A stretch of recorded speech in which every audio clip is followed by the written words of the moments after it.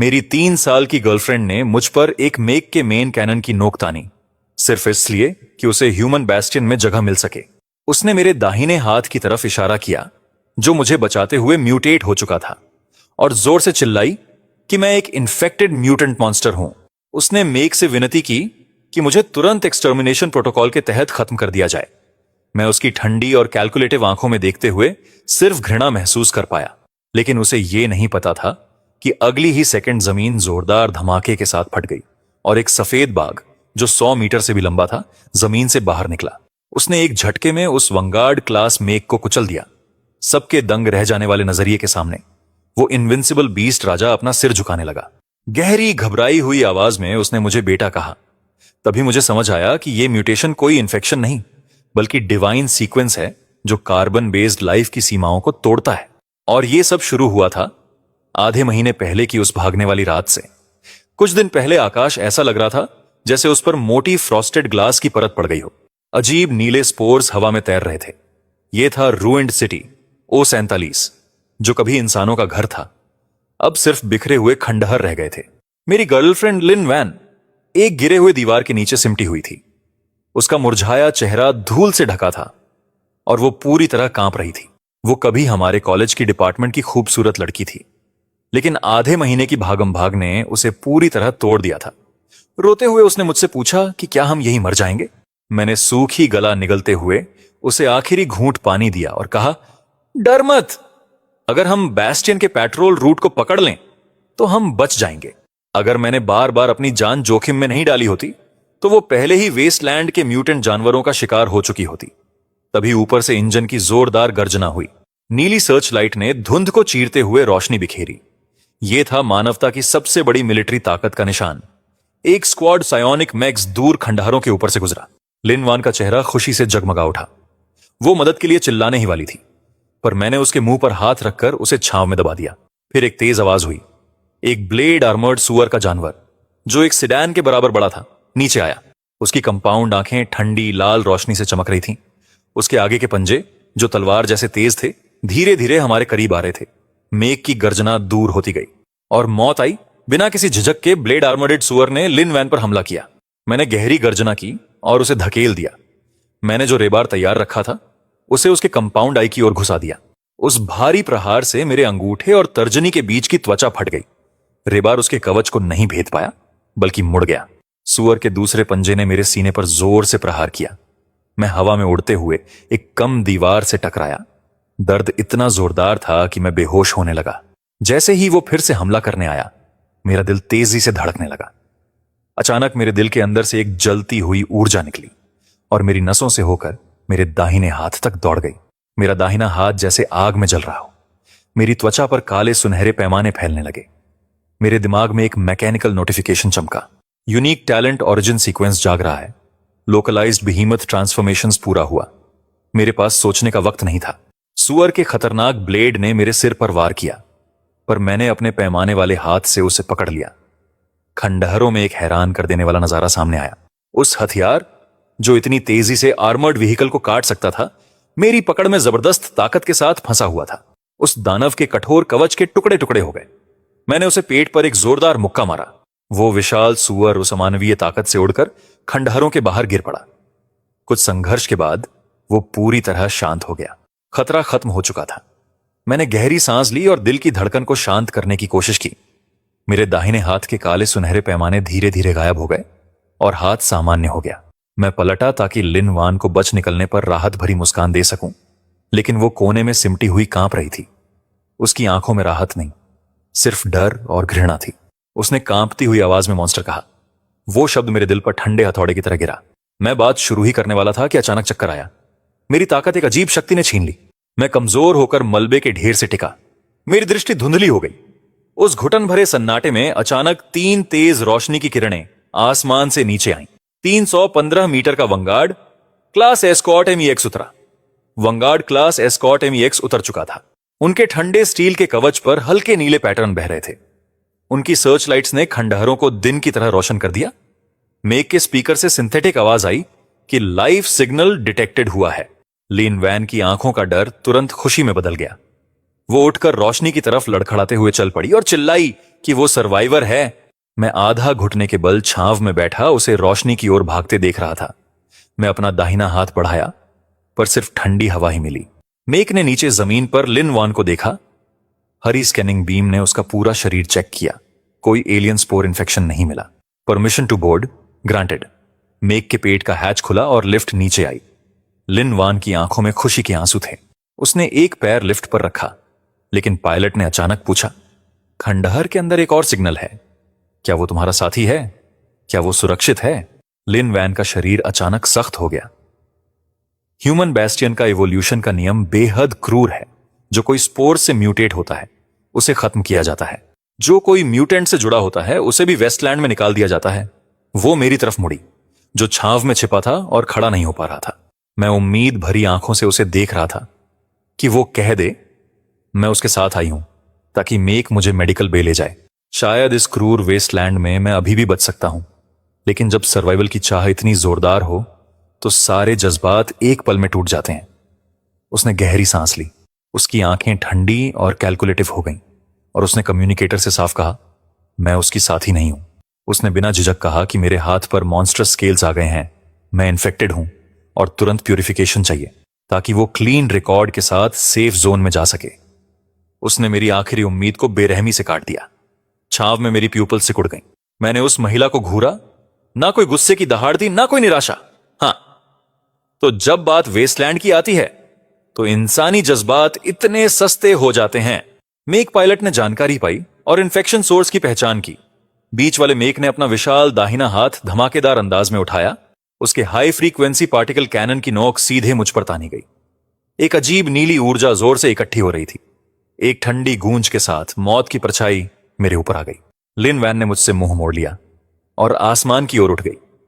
मेरे लिए मैं अब बस एक कचरा था जो पहले ही मर चुका था। मैं धीरे धीरे अपनी आंखें बंद करने लगा। मेरे सीने में एक ऐसा गुस्सा जला जो मैंने पहले कभी महसूस नहीं किया था। अगर यह है मानवता का कानून, तो मैं इसका हिस्सा नहीं बनना चाहता। पार्टिकल कैनन की चार्ज अपनी चरम सीमा पर पहुंच गई थी। उसके 4 पोर्ट की नीली रोशनी फटने वाली थी। उसी वक्त जमीन ने एक करुणामय चीख निकाली। खंडहरों में कई किलोमीटर तक जमीन जोर से हिलने लगी। असंख्य बड़े पत्थर एक अदृश्य ताकत से हवा में उठे। एक डरावना दबाव इतना तीव्र था कि हवा गाढ़ी लगने लगी और वो आसमान की ओर उड़े। मेक के अंदर अलार्म तेज आवाज में बजने लगा।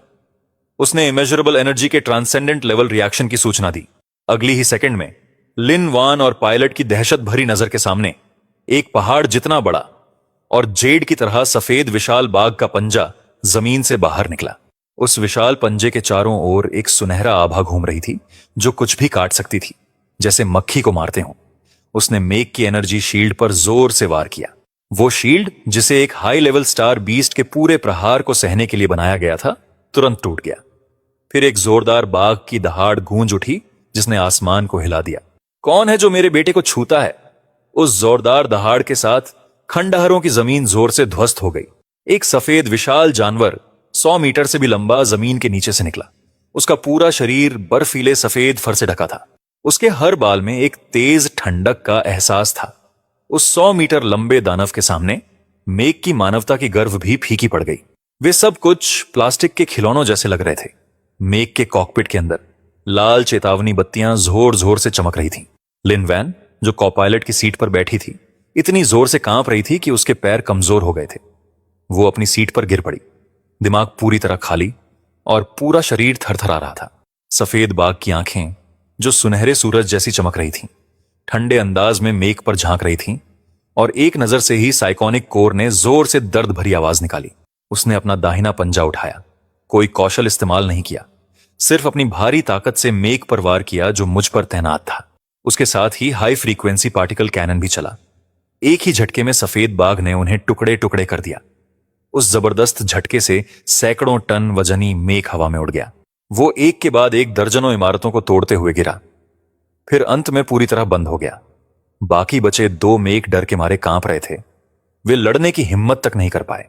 वे तुरंत अपनी इंजन की पूरी ताकत लगाकर तेजी से भागे, जैसे तेज रोशनी की रेखाएं बनाकर, और धूल भरे आसमान के बीच इंसानों के किले की तरफ भाग निकले। भागते हुए वो 2 मेक जैसे आवारा कुत्ते लग रहे थे। सफेद बाघ ने उनका पीछा नहीं किया, बल्कि अपनी पहाड़ी जैसी काया को रोक दिया।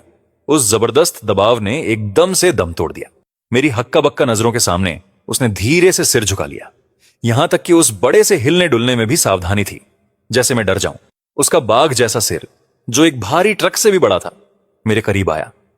उसकी सुनहरी आंखों में एक करीब करीब इंसानी नरमी थी। उसकी गर्म सांस मेरे धूल से ढके गाल पर हल्की सी छू गई।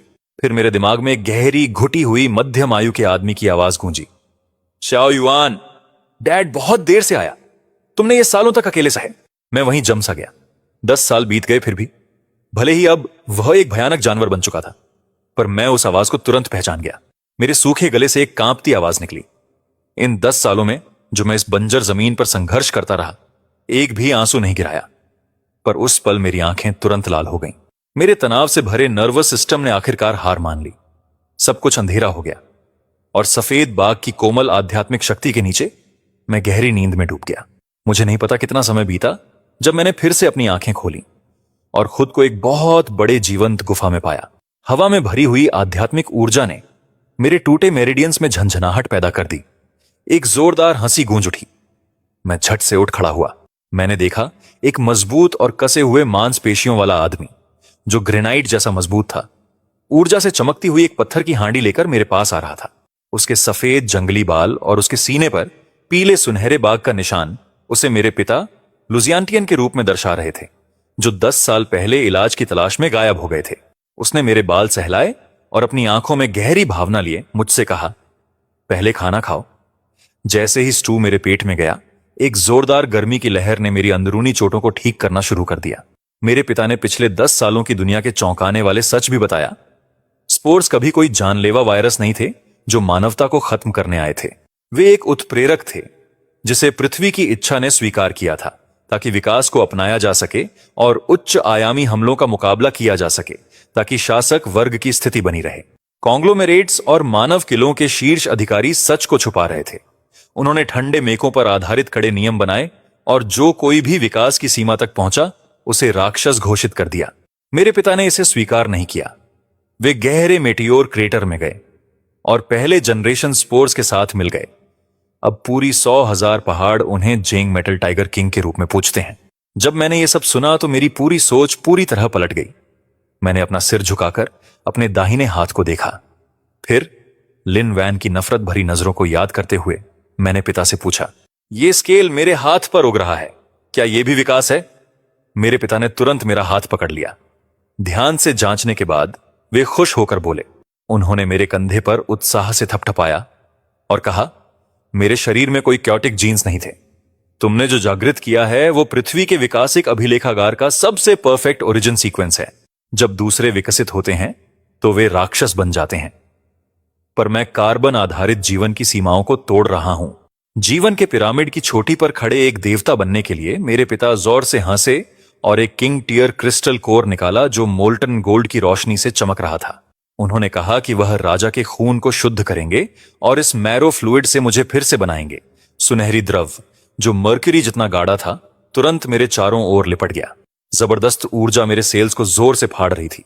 मैंने दांत कस लिए, एक भी चीख नहीं निकाली। लिनवान की ठंडी बेरहम छवि मेरे दिमाग में बार बार घूम रही थी। उस ऊंची और अहंकारी स्टील टाइट को छोड़ो, आज मैं अपने मांस और खून से अजेय ताकत बनाऊंगा। दर्द धीरे धीरे कम होने लगा। पूरी काबू की भावना ने जगह ले ली। मैंने अपनी आंखें तेजी से खोली।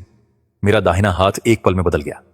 परफेक्ट डार्क गोल्ड के स्केल्स मांसपेशियों पर छा गए। भयानक नाखून जो लोहे को काट सकते थे मेरे उंगलियों से निकल आए। अब यह वो विकृत म्यूटेशन नहीं था जो राक्षसों में था, बल्कि एक टाइटन का हाथ था जो क्रूर सुंदरता से भरा था। मैंने बस हल्के से अपनी मुट्ठी बंद की। हवा में एक डरावनी गड़गड़ाहट हुई। मेरे पिता मुझे देखकर संतुष्ट हुए कि मैं फिर से जन्मा हूं। उन्होंने दूर घाटी की ओर इशारा करते हुए कहा, एक एलीट स्कैवेंजर कन्वॉय अभी अभी वहां पहुंचा है। वे चाहते थे कि मैं उन स्क्रैप मेक्स को अपने नंगे हाथों से तहस नहस कर दूं। इसी बीच कंशियोंग बास्टियन के निचले आवास क्षेत्र में हवा में मोटर ऑनायल और सस्ते परफ्यूम की तेज गंध थी। लिन वैन एक मेंटेनेंस टेक्नीशियन की नजर में जगह बनाने की कोशिश कर रही थी। उसे लगता था कि मुझे रिपोर्ट करना उसे बेहतर रहने का अधिकार दिलाएगा, लेकिन हकीकत ने उसे कड़ा झटका दिया। उसके कोई साथ देने वाला नहीं था। इसीलिए वह बस उसी आदमी पर निर्भर थी और हर दिन लोगों के मूड देखकर एक जानवर से भी खराब जिंदगी जी रही थी। वह खिड़की से बाहर लगे मोटे एनर्जी शील्ड को देखती रही और खुद को बार बार बताती रही कि कम से कम मैं अब भी जिंदा और सुरक्षित हूं। वह पक्के तौर पर सोचती थी कि मैं अब पूरी तरह खत्म हो चुका हूं, हड्डी का भी कोई निशान नहीं बचा। लेकिन उस वक्त उस अनंत बंजर इलाके में मैं बिना कपड़ों के चीतों की तरह दौड़ रहा था। हवा एक तेज छुरी की तरह थी, लेकिन मेरी त्वचा पर एक भी सफेद निशान नहीं छोड़ पाई। मेरी आंखों में जोरदार लड़ाई की आग जल रही थी। तभी रडार ने एक हाई एनर्जी लाइफ फॉर्म का सिग्नल पकड़ा। स्कैवेंजर कन्वॉय 2 किलोमीटर दूर ऊंची जगह पर रुक गया। कप्तान ने तिरस्कार से हंसते हुए कहा, मैं तो सिर्फ एक लो लेवल इन्फेक्टेड था और 2 लाइट मेक्स को मुझे खत्म करने भेजा। 25 मीटर ऊंचे मेक के इंजन गजब की आवाज से गूंज रहे थे। वे हाई फ्रीक्वेंसी चेनसॉ सोर्स उठाए थे जो स्टील प्लेट काट सकते थे और तेज आवाज के साथ मेरे सिर की तरफ बढ़े। मैं ना तो धीमा हुआ बल्कि जमीन से और जोर से धक्का लगाकर सीधे उन पर गोली की तरह चला गया। जब ब्लेड आधा मीटर से भी कम दूरी पर था, मेरा टाइटन हाथ जो डार्क गोल्डन स्केल्स से ढका था ऊपर उठा। एक जोरदार धातु की टकराहट गूंज उठी। चिंगारियां हवा में झरने की तरह फूट पड़ी और पायलट की डरावनी आंखों के सामने जो चेनसॉ सोर्ड कभी ना रुकने वाला माना जाता था, वो मेरे नंगे हाथ से रोक दिया गया। फिर मैंने अपना दाहिना हाथ कस दिया और विशेष मिश्र धातु को कुचल दिया। मेरी बाईं बांह ने मेघ के पैर को लोहे की कसी की तरह पकड़ लिया। एक डरावनी ताकत निकली जो इंसानी सीमा से बाहर थी। मैंने एक हाथ से 10 टन वजनी मेघ को हवा में उछाल दिया। कॉकपिट में तुरंत लाल चेतावनी बत्तियां जल उठी। मैं रुका नहीं, जैसे एक विशाल लोहे के हथौड़े को घुमाते हुए मैंने मेघ को जोर से दूसरे मेघ से टकराया जो गोली चलाने को तैयार था। 2 स्टील के दिग्गज हवा में जोर से टकराए। कोई एनर्जी बीम नहीं था, बस सबसे बेसिक तरह की भौतिक टक्कर थी। दोनों मेघ तुरंत मुरझाकर टुकड़ों में बदल गए और बंजर इलाके पर जोर से गिरे, एक विशाल गड्ढा छोड़ते हुए। काफिले के सब लोग मुझे किसी राक्षस की तरह घूर रहे थे। कप्तान डर के मारे चिल्लाया, मुख्य तोप पर हमला करो। भारी मेघ के छाती में स्थित साइकोनिक मुख्य तोप में रोशनी जमा होने लगी, लेकिन मेरी न्यूरल प्रतिक्रिया की गति अब एक स्टार बीस्ट के बराबर थी। मैं एक डार्क गोल्ड धुंध बन गया। पीछे पीछे एक सोनिक बूम की धुंध छोड़ते हुए मुख्य तोप का बीम मेरे आफ्टरइमेज को छू गया और आधे पहाड़ को काट दिया। तब तक मैं मेघ के बिल्कुल सामने था। मैंने आधे मीटर मोटी कंपोजिट आर्मर में जोरदार मुक्का मारा। जैसे कागज हो, वो आर्मर चकनाचूर हो गया। मैंने कांपते हुए कप्तान को कॉलर से पकड़कर बाहर निकाला, जैसे गाजर खींचते हैं। मैंने उसे कहा कि वापस जाकर मानव किले के बड़े अधिकारियों को बता दो कि अब यह बंजर जमीन मेरा है। मैंने हाई टियर सायोनिक कोर निकाल दिया और हवा में गुम हो गया। पिता ने कोर को देखकर कहा, यह ऊर्जा अभी काफी नहीं है। पूरी टाइटैनाइजेशन के लिए किंग टियर ओरिजिन एसेंस चाहिए और सबसे परफेक्ट क्रिस्टल कोर इंसानों ने बहुत पहले चुरा लिया था और मोबाइल फोर्ट्रेस स्काई वॉल्ट का पावर कोर बना दिया था। पिता ने कहा कि मुझे उस किले को उसकी नींव से पलटना होगा। मैं उस स्टील के दानव को देख रहा था जो रेत के तूफान के दूर छोर पर था। वही वह स्वर्ग था जहां लिनवान कुछ भी करके जाना चाहती थी। मैंने अपना दाहिना मुक्का कस लिया और मेरी हड्डियों की आवाज हवा में साफ सुनाई दी। मानवता के नियम और लिनवान का झूठा गर्व जल्द ही मेरे कदमों तले पूरी तरह कुचल जाएगा। उसके बाद मैं एक क्लोक पहनकर फोर्ट्रेस के लोअर डिस्ट्रिक्ट में घुस गया ताकि ओरिजिन सीक्वेंस की एनर्जी फ्लक्चुएशंस को उन सस्ते डिटेक्टर से छिपा सकूं। मैं तो बस एक भटकता हुआ था। लोअर डिस्ट्रिक्ट में सिर्फ स्मगलर्स और मजदूर थे और लिनवॉन उस मैकेनिक के साथ हाथ में हाथ डाले प्यूरिफाइड वाटर चुन रही थी। जैसे ही उसने सिर घुमाया, वो अचानक ठिठक गई। मेरी हुड नीचे होने के बावजूद वो मुझे पहचान ही नहीं सकती थी और उसका चेहरा मौत की तरह पीला पड़ गया। वो यकीन नहीं कर पा रही थी कि मैं अभी भी जिंदा हूं। यह डर उसे तुरंत अंदर से निकल गया। अगर मैंने ये बताया कि उसने अपने बॉयफ्रेंड को मारा है तो उसे तुरंत फोर्ट्रेस से बाहर फेंक दिया जाएगा ताकि म्यूटेंट बीस्ट्स उसे खा जाएं। डर के बाद उसकी खुदगर्जी और नफरत और भी बढ़ गई। उसने मैकेनिक की बाजू कसकर पकड़ ली, कुछ आंसू झराए और चिल्लाया, वो एक हाई रिस्क इन्फेक्टेड है जो छुपा हुआ है। मैकेनिक का चेहरा तुरंत बदल गया और उसने तुरंत इमरजेंसी कॉम्स को हिट किया। लोअर सिटी सिक्योरिटी स्क्वाड को बुलाओ, तुरंत प्यूरिफिकेशन के लिए। तेज आवाज वाला अलार्म काले बाजार की हलचल में फट पड़ा। 28 मीटर ऊंचे शॉकवेव मैक्स सड़क पर दौड़ पड़े। उनके ठंडे हाई वोल्टेज इलेक्ट्रोमैग्नेटिक गन्स सीधे मेरे सिर पर ताने हुए। लाउडस्पीकर से एक ठंडी बेरहम चेतावनी आई। मैं धीरे धीरे हाथ में रखे स्क्रैप मशीन पार्ट्स नीचे रख दिया। न घबराहट थी न गुस्सा। मैं बस शांति से भीड़ के पीछे खड़ी लिन वैन की तरफ देखा। मेरी नजर इतनी ठंडी थी जैसे मैं किसी चींटी को देख रहा हूं। उस बेरुखी ने उसके नाजुक गर्व को गहरा चोट पहुंचाई। उसने पागलों की तरह चिल्लाना शुरू कर दिया, सबको गोली मारने को कहा, और शॉकवेव मेज के इलेक्ट्रोमैग्नेटिक गन्स तुरंत तैयार हो गए। भूतिया नीली हाई वोल्टेजेस और कच जहरीले सांपों की तरह फूटी। मैंने टाइटन का हाथ भी एक्टिवेट नहीं किया और क्लॉक भी नहीं उतारा। मैंने बस धीरे धीरे अपना बायां हाथ उठाया और हवा में हल्की सी फ्लिक दी। एक भयानक शॉकवेव जो आंखों से दिख रही थी बाहर फूटा। High voltage Arcus absolute vacuum barrier से टकराकर टूट गए। वे मेरे कपड़ों की किनार तक हिला नहीं सके। एमईसी एनफोर्समेंट ऑफिसर्स हैरान रह गए। वो विश्वास नहीं कर पा रहे थे। मैंने एक कदम आगे बढ़ाया। मेरे पैरों के नीचे अलॉय ग्राउंड टूट गया और 10 मीटर से ज्यादा दूर तक डरावनी स्पाइडर वेब जैसी दरारें फैल गईं। एक प्रेडेटर की ताकत से मैक्स चीख उठे। मैंने कहा, मानव हमेशा अपने कमजोरियों को छुपाने के लिए स्क्रैप मेटल का सहारा लेते हैं, और अपना सिर उठाया। मेरी हुड पीछे खिसकी और ठंडी तेज नजर वाला चेहरा दिखा। मेरे दाहिने हाथ पर डार्क गोल्ड स्केल्स धीरे से मेरी आस्तीन के नीचे चमक रहे थे। क्योंकि तुम सोचते हो कि मैं एक अनमाफ करने वाला राक्षस हूं, तो मैं तुम्हें दिखाता हूं कि असली कैलेमिटी क्या होती है। तभी अंदरूनी शहर में सबसे ऊंचा ब्लड रेड अलर्ट जल उठा। सिल्वर ग्रेड मेक नाइट्स पूरी लड़ाकू साज सज्जा के साथ तैनात होने को तैयार थे। वे अंदरूनी शहर के सबसे elite silver grade make night थे। हर एक के पास लेटेस्ट सायोनिक लाइट स्वॉर्ड था। ये वो बड़े लोग थे जिन्हें आमतौर पर लोअर सिटी में देखना मुश्किल होता है, लेकिन अब वे ऐसे लग रहे थे जैसे किसी जानलेवा दुश्मन का सामना कर रहे हों। जब वे अंदरूनी शहर के रास्ते से बाहर निकले, 10 सिल्वर वाइट किलिंग मशीन्स ने मुझे पूरी तरह घेर लिया। उनके कप्तान ने ऊंची आवाज में ठंडी चेतावनी दी और आदेश दिया कि मैं तुरंत घुटने टेकूं और अपने शरीर में छुपा म्यूटेटेड क्रिस्टल कोर सौंप दूं। लिन वैन ये सब दूर से देख रही थी और उत्साह से कांप रही थी। उसने मैकेनिक जॉ का हाथ कसकर पकड़ लिया और पागलों की तरह चिल्लाई कि अब मेरी पूरी तरह खत्म हो गई है और मैं पूरी तरह नष्ट हो जाऊंगा। लेकिन उसे यह पता नहीं था कि जब मैं इन घमंडी मैक्स को देख रहा था तो मैं सिर्फ बेकाबू उत्साह और खून की प्यास महसूस कर रहा था। मेरे अंदर ओरिजिन सीक्वेंस गरज रहा था, उन नकली स्टील खिलौनों को फाड़ने के लिए बेताब। मैंने कोई बात नहीं की। मेरा दाहिना हाथ तुरंत एक विशाल बीस्ट लिम्ब में बदल गया। तेज रोशनी में डार्क गोल्ड स्केल्स खतरनाक चमक बिखेर रहे थे। इसे देख नाइट कमांडर ने गुस्से में दहाड़ लगाई और सबको मुझसे लड़ने का आदेश दिया। 10 एजुअर सोनिक ब्लेड्स एक साथ मुझ पर वार करने लगे। एक पल में इतनी गर्मी निकली कि पूरी सड़क भाप बन सकती थी।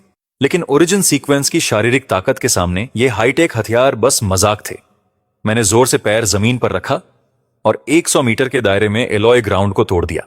मैं एक मेघ के सामने आ गया जैसे टेलीपोर्ट कर आया था। सायोनिक ब्लेड को नजरअंदाज करते हुए मेरी डार्क गोल्ड क्लॉ सीधे मेघ के सीने में घुस गई। मैंने एक ही बार में उसके अंदर ग्लोइंग ब्लू सायोनिक कोर को बाहर निकाल दिया। पावर खत्म होते ही वो सिल्वर मैच एक ढेर की तरह गिर पड़ा। नाइट कमांडर और उसके सैनिक पूरी तरह दंग रह गए। जिस आर्मर पर वे गर्व करते थे वो मेरे सामने कागज की तरह था। मैंने उन्हें डर से उबरने का मौका तक नहीं दिया। मैं एक प्राचीन बीस्ट बन गया। भेड़ों के झुंड के बीच सफाया कर रहा था। एक पंच से एक मेघ का सिर छपटा कर दिया। एक किक से दूसरे मेघ की सपोर्ट लेग तोड़ दी, आधी मिनट से भी कम में। कभी घमंडी नाइट ऑर्डर पूरी तरह से स्क्रैप मेटल में बदल चुका था। डर के मारे नाइट कमांडर पागलों की तरह कंट्रोल्स घुमा रहा था, भीतर भागने की कोशिश कर रहा था। पर मैं आसमान से गिरा और एक जोरदार ठोकर से कॉकपिट को चल दिया। मैंने दूर खड़ी पूरी तरह बेहोश लिन वैन को नीचे देखा। उसकी आंखों में जो आशा जली थी वो एक अनंत अंधकार में डूब गई। और वो मैकेनिक ब्रदर जॉ जो आमतौर पर अपनी ताकत दिखाता था अब समझदार हो गया था। उसने लिन वैन के पीले चेहरे पर जोर से थप्पड़ मारा और उसे गाली दी कि उसने उस राक्षस को उकसाया जो अंदरूनी शहर भी नहीं लड़ सकता। लिन वैन तेल से सने खंडहरों में बुरी तरह गिर पड़ी। वो मुझे उस डर के साथ देख रही थी जो एक सच्चे देवता के सामने होता है। लेकिन मुझे उनके जैसे कीड़े मकोड़ों के पछतावे में अब कोई दिलचस्पी नहीं थी। मैंने ऊपर देखा। अंदरूनी शहर की बेहद मोटी एनर्जी शील्ड, उस शानदार अंदरूनी शहर के ठीक नीचे मैंने एक विशाल दिल की धड़कन महसूस की।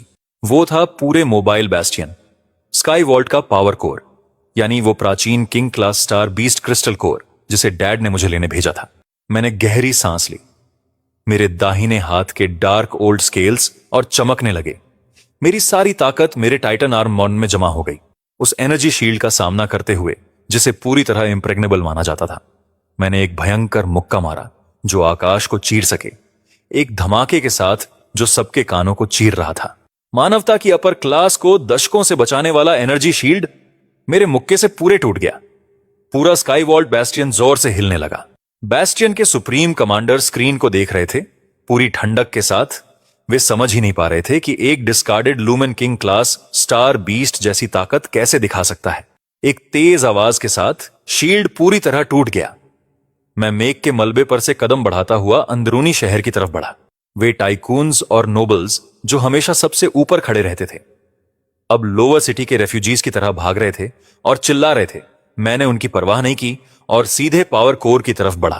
पावर कोर का दरवाजा सैकड़ों टन के सुपर एलॉय का बना था, लेकिन मेरे टाइटन आर्म के सामने वो कागज जितना नाजुक था।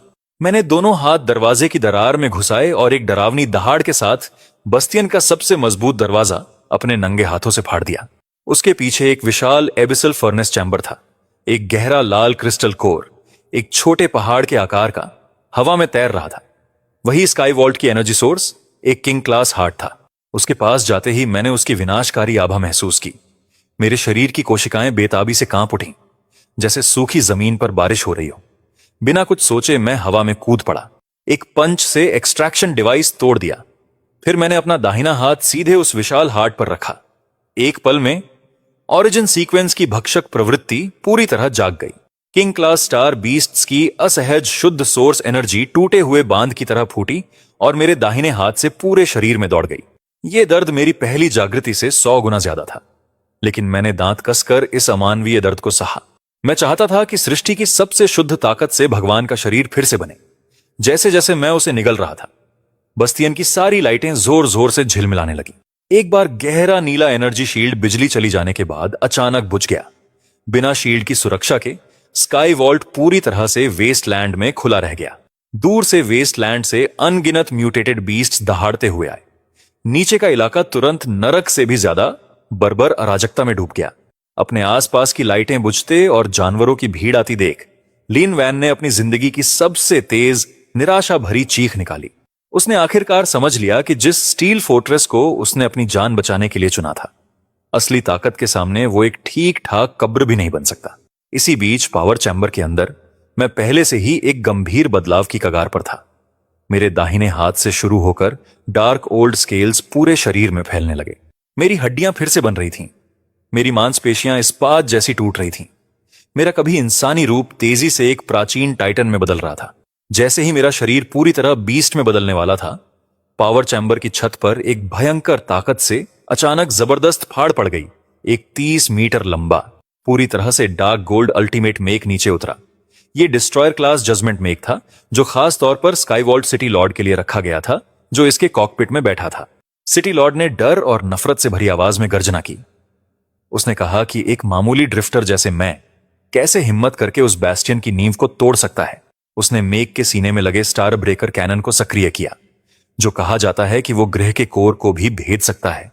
एक तेज लाल रोशनी ने पूरे पावर चैम्बर को कयामत जैसा बना दिया। लेकिन उसी वक्त मैंने धीरे धीरे अपनी आंखें खोली, जो सुनहरे उजाले से चमक रही थीं। मेरे शरीर पर लगे डार्क ओल्ड टाइटन स्केल्स देवी जैसे दबाव के साथ फट पड़े।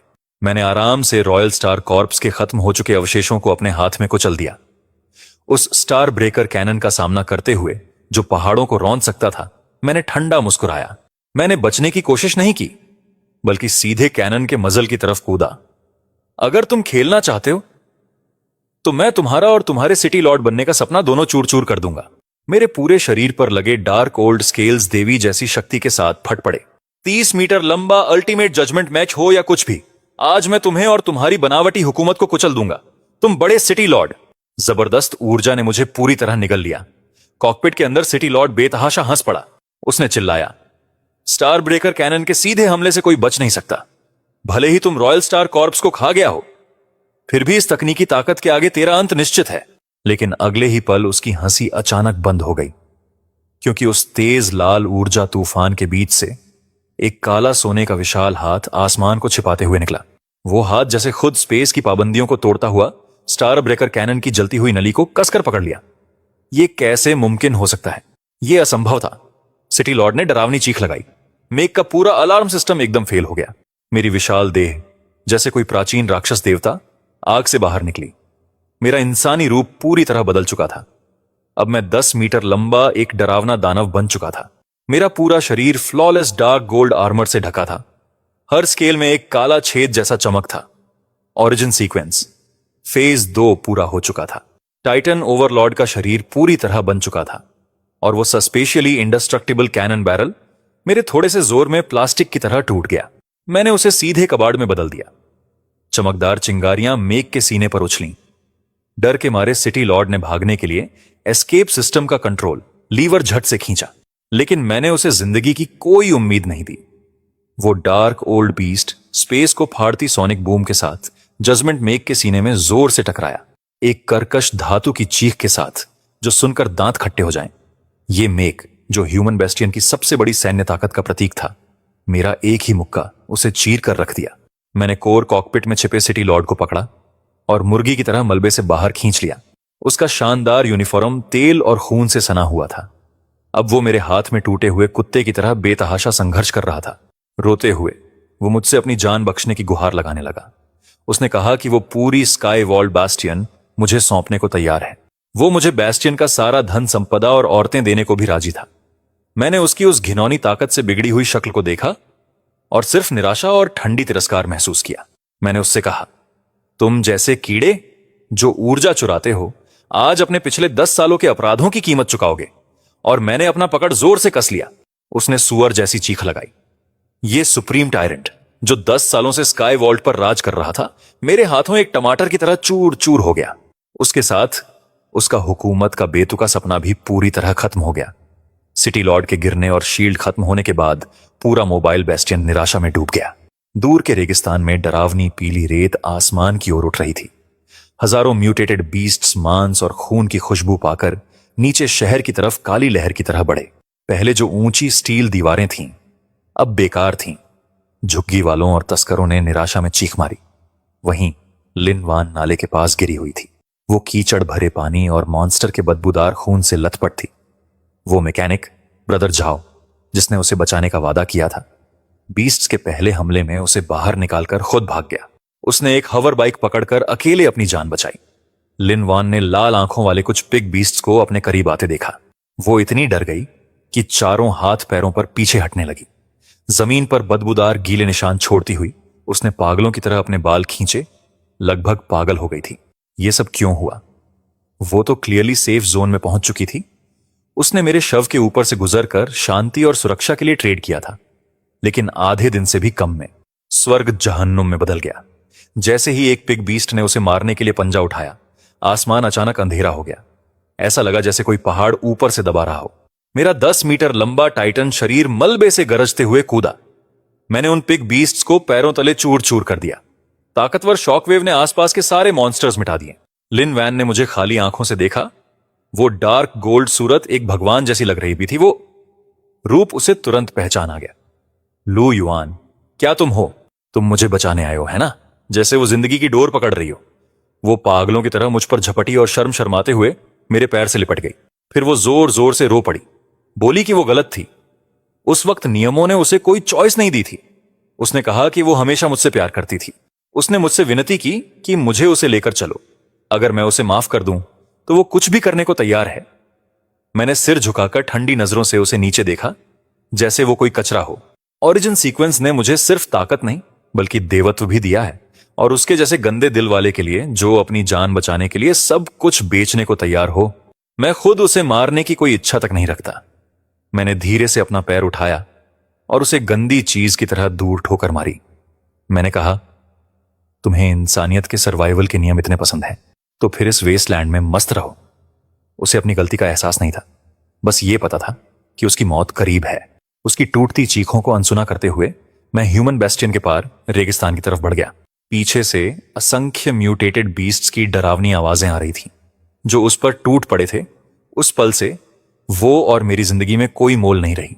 जैसे ही मैं स्काई वॉल्ट के मलबे से बाहर निकला, पूरी धरती जोर से हिली। क्षितिज पर कई किलोमीटर तक एक विशाल शॉकवेव फैल गया। मेरा बाप, जो 100 मीटर लंबा विशाल बाग बन चुका था, अपने सेना के साथ आया, जिसमें 10,000 से ज्यादा डरावने बीस्ट्स थे, हर एक कम से कम हाई टियर स्टार बीस्ट। लेकिन जब उन्होंने मेरी 10 मीटर लंबी डार्क गोल्ड एंड डोड टाइटन शक्ल देखी, तो हर एक अपने दिल की गहराई से कांपते हुए जमीन पर गिर पड़ा। यह था डिवाइन सीक्वेंस के सामने छोटे जीवन रूपों का स्वाभाविक समर्पण। मेरा बाप विशाल सफेद फॉक्स रूप में मेरे सामने रुक गया। उसकी सूरज जैसी चमकती पुतलियां गर्व से भर गई थीं। उसने स्पिरिचुअल ट्रांसमिशन से मुझसे बात की, इतना उत्साहित कि उसकी आवाज भी कांप रही थी। अच्छा बच्चा, मुझे पता था तुम आसमान में छेद कर लोगे। तुमने रॉयल एक्सट्रीम गैलेक्सी को खाली कर दिया और टाइटन ट्रांसफॉर्मेशन भी पूरा कर लिया। अब सेंट्रल ईडन सिटी में छिपे पुराने राक्षस भी तुम्हें देखकर सहम जाएंगे। मैंने अपनी हिंसक ऊर्जा को संभाला और फिर से इंसानी आकार में आ गया। बाहरी रूप से मैं सामान्य दिखता था, लेकिन अंदर की विनाशकारी ताकत महसूस कर सकता था। मैंने अपने बाप से पूछा, सेंट्रल ईडन सिटी क्या है? उसने अपनी मस्ती वाली हंसी छुपाई और सबसे गंभीर चेहरा बनाया। कहा, स्काई वॉल्ट बस एक डंपिंग ग्राउंड है जिसे कॉन्ग्लोमरेट्स ने छोड़ दिया। असल ऊपरी तबका जो एलियन स्पॉर्स की सच्चाई जानता है, बहुत पहले उन खंडहरों पर स्ट्रेटोस्फेयर में तैरता हुआ डिवाइन सिटी बना चुका है। वो है सेंट्रल एडन सिटी, एक फॉरबिडन जोन जहां खुद को भगवान समझने वाले रहते हैं। उन्होंने पृथ्वी के 90% प्राचीन क्रिस्टल कोर्स चुरा लिए हैं और हायर डिमेंशनल विल को नियंत्रित करने के लिए भयानक प्रयोग कर रहे हैं। और जो सबसे परफेक्ट ओरिजिन सीक्वेंस मेरे अंदर जागा है, वो उन पागल वैज्ञानिकों का अल्टीमेट स्पेसिमेन है जिसे वे डिससेक्ट करना चाहते हैं। अगर ईडन सिटी को स्काई वॉल्ट के विनाश से ऊर्जा में उतार चढ़ाव महसूस हुआ, तो जजमेंट एंजल लीजन पूरी ताकत से हमला कर देगा। मेरे बाप की बात सुनते हुए मुझे कोई डर नहीं लगा, बल्कि जो लड़ाई का जज्बा अभी शांत हुआ था, वो फिर से ज्वालामुखी की तरह फूट पड़ा। पिछले 10 साल मैं और मेरे बाप कुत्तों की तरह वेस्टलैंड में जिए। उन बनावटी कॉन्ग्लोमरेट्स ने हमें शापित म्यूटेंट मॉन्स्टर्स कहा। अब जब मेरे पास देवताओं की ताकत है, तो मैं खंडहरों पर राज क्यों करूं? मैंने अपना डार्क ओल्ड फिस्ट कस लिया, जो मेघ को आसानी से कुचल सकता था, और मेरे होंठों के कोने पर एक ठंडी सी मुस्कान खिल उठी, जिससे मेरे आसपास की हवा भी ठंडी पड़िच गई। क्योंकि ये खुद को देवता कहते हैं और हमें कीड़े मकोड़ों जैसा समझते हैं, तो मैं खुद आसमान की सबसे ऊंची परत तक लड़ते हुए जाऊंगा और उस दिव्य सिंहासन को चूर चूर कर दूंगा। मेरे बाप ने मेरी आंखों में पागलपन देखा, फिर सिर पीछे किया और जोर जोर से हंस पड़े। बोले, यही मेरा बेटा है जो लुजियंटियन के खून से जन्मा है। अगर ये करने हैं तो हम आसमान और जमीन दोनों को तहस नहस कर देंगे। मेरे बाप की विशाल टाइगर क्लॉ ने कांगचियांग के भूमिगत हैंगर की गहराइयों की ओर जोर से प्रहार किया। उन्होंने सच में धरती की कोर से गहरा एक मेटल वॉल्ट खोदा था। यह एक ऐसा वारशिप था जिसे वेस्टलैंड युग में भी चमत्कार कहा जाता। मेरे बाप ने बताया कि यह खजाना उन्होंने अपनी जान की बाजी लगाकर 10 साल पहले हासिल किया था। बस हमें इस वारशिप को चलाने के लिए पर्याप्त हाई टियर क्रिस्टल कोर चाहिए। फिर हम वायुमंडल को तोड़कर सीधे एडन सिटी के दरवाजे पर वार कर सकते हैं। मैंने इस डरावने युद्ध के दानव को देखा, जो एक काले चमक के साथ दमक रहा था, और बिना हिचकिचाए अपने सारे मेक और पावर चैम्बर में डाल दिए। लेकिन फिर भी यह काफी नहीं था। इस हजारों साल से सोए हुए दानव को जगाने के लिए मेरे बाप ने अपना टाइगर सिर घुमाया और वेस्टलैंड के सबसे दूर के कोने की ओर देखा। उन्होंने कहा, दूर उत्तर में एक खतरनाक एबिसल रिफ्ट है, जहां 1000 साल से ज्यादा पुराना कैलेमिक्ला स्टार बीस्ट छिपा है। बस हमें उसका डिस्ट्रक्शन क्रिस्टल कोर निकालना होगा, तभी यह वारशिप फिर से जिंदा हो सकता है। लेकिन मेरे बाप भी अपनी पूरी ताकत के बावजूद वहां जाकर हल्के में नहीं लेते। उसकी फ्रॉस्ट ब्रेथ इतनी ठंडी है कि एक झटके में पूरी हैवी मैच की टुकड़ी को जमा सकती है। मैंने कुछ नहीं कहा, बस उस हमेशा हवा और बर्फ से घिरे डेड जोन की तरफ ठंडी नजर से देखा। अब मेरे लिए कोई ऐसा दानव नहीं जो मेरे मुक्कों से ना टूट सके। मैं अपने बाप की चौड़ी बिल्कुल सफेद टाइगर की पीठ पर कूदा, जो एक चौक जैसी विशाल थी। वो सफेद टाइगर की पीठ, जो एक चौक जितनी बड़ी थी, हमारे पीछे 10,000 जानवरों की दहशत भरी सेना का नेतृत्व कर रही थी। जब हम उत्तर की उस एबीस की ओर बढ़े, तो रास्ते में हर इंसानी स्कैवेंजर, काफिला और छोटे छोटे मोबाइल बेस्टियन इतने डर के मारे वहीं पसीना बहाने लगे। वे पब्लिक चैनल पर मदद के लिए बेताबी से कॉल कर रहे थे। कुछ दिनों बाद हमारी सेना आखिरकार दूर उत्तर के एब्सोल्यूट जीरो जोन में दाखिल हुई। यहां की हवा इतनी ठंडी थी कि यहां तक कि स्टील भी तुरंत कांच की तरह नाजुक हो जाता था। बर्फीली तूफान तेज आइस प्लेट्स से भरी थी, जो इंसान के शरीर को फाड़ सकती थी। यहां तक कि मोटी चमड़ी वाले हाई टियर स्टार बीस्ट्स भी सहन नहीं कर पाए और गिर पड़े। मैंने तुरंत पैटियल ओरिजिन टाइटन बॉडी एक्टिवेट करके खुद को पूरी तरह ढका लिया। टाइटन बॉडी ने मेरा पूरा शरीर ढक लिया था। मेरे काले पुराने स्केल्स तूफान में तेज चमक रहे थे, ठंडी हवा से लड़ रहे थे। जैसे ही हम अबिस कोर के विशाल हिम गुफा के करीब पहुंचे, सामने बर्फ के मैदान पर अचानक साफ सुथरे फुटप्रिंट्स दिखे। मेरे बाप का विशाल शरीर अचानक रुक गया और उन्होंने एक धीमा चेतावनी भरा गुर्राहट निकाला। उन्होंने कहा कि ये फुटप्रिंट्स किसी म्यूटेंट बीस्ट के नहीं थे, बल्कि किसी बहुत एडवांस चीज के थे। मैंने गौर से देखा तो पता चला कि इनके किनारे बिल्कुल साफ कटे हुए थे। ये साफ तौर पर किसी anti gravity hovering humanoid armour के निशान थे। क्या मतलब है कि सेंट्रल ईडन सिटी के लोग हमसे पहले ही इस कैलामिटी बीस्ट को ढूंढ चुके हैं। जैसे ही ये खतरनाक ख्याल मेरे दिमाग में आया, बर्फीली आंधियों के बीच से एक तेज असाधारण चीख गूंजी। उसके बाद एक विशाल यो ब्लू एनर्जी बीम आसमान में निकल गई। उसने एबिस के ऊपर प्राचीन आइस क्लाउड्स में एक बड़ा छेद कर दिया। इतनी भयानक ताकत एक आम मेघ के मुख्य तोप से कहीं ज्यादा थी। यह स्टार ब्रेकर कैनन से भी 10 गुना ज्यादा ताकतवर था, जो शहर के नेता इस्तेमाल करते थे। पापा तुरंत अपने विशाल शरीर को एक बड़े आइसबर्ग के पीछे छुपा लिए। मैं चुपके से एनर्जी बर्स्ट के स्रोत की ओर बढ़ा। जब मैं आइस कैवन के किनारे लेटा और नीचे की स्थिति देखी, तो भले ही मैंने डिवाइन सीक्वेंस जागृत कर ली थी, फिर भी मैं दंग रह गया। अंधकार के नीचे वो कैलेमी बीस्ट, जो 2 एयरक्राफ्ट कैरियर्स जितना बड़ा था, कई तेज चेन्स से जकड़ा हुआ था, जो पूरी तरह सफेद रोशनी से चमक रहे थे। उसका शरीर डरावने घावों से भरा था, जिनमें हड्डी दिख रही थी। नीला खून नदियों की तरफ बह रहा था, और जिसने इस 1000 साल पुराने दानव को रोका था। वो जो पापा तक को सावधान कर देता था, एक चौंकाने वाली चांदी बालों वाली महिला थी, जो सिर्फ एक पतली सफेद कोट पहने थी। वो कोई भी मेक नहीं चला रही थी, न तो सबसे कम दर्जे का वेस्टलैंड मेक। फिर भी वह हवा में तैर रही थी, जमीन से 10 मीटर ऊपर, जैसे कोई देवता धरती पर उतरी हो। उसके पीछे 6 जोड़ी प्रकाश के पंख थे, जो पूरी तरह हाई डायमेंशनल सायोनिक एनर्जी से बने थे। वो बिल्कुल वैसी ही लग रही थी जैसे इंसानी पौराणिक कथाओं में वर्णित 6 पंखों वाली फरिश्ता। उसने नीचे पांव के नीचे उस स्टार्री दानव को ठंडी नजरों से देखा, जो बेकाबू होकर लड़ रहा था। फिर उसने अपना लंबा बेदाग फीका उंगली बढ़ाया और हल्के से थपथपाया। दानव के बेहद कठोर खोपड़ी पर तुरंत ही ऐसा प्रहार हुआ जैसे टोफू फाड़ दिया हो। एक आइस ब्लू क्रिस्टल कोर, जिसमें विनाश की दहशत थी, उसने जबरदस्ती बाहर निकाला।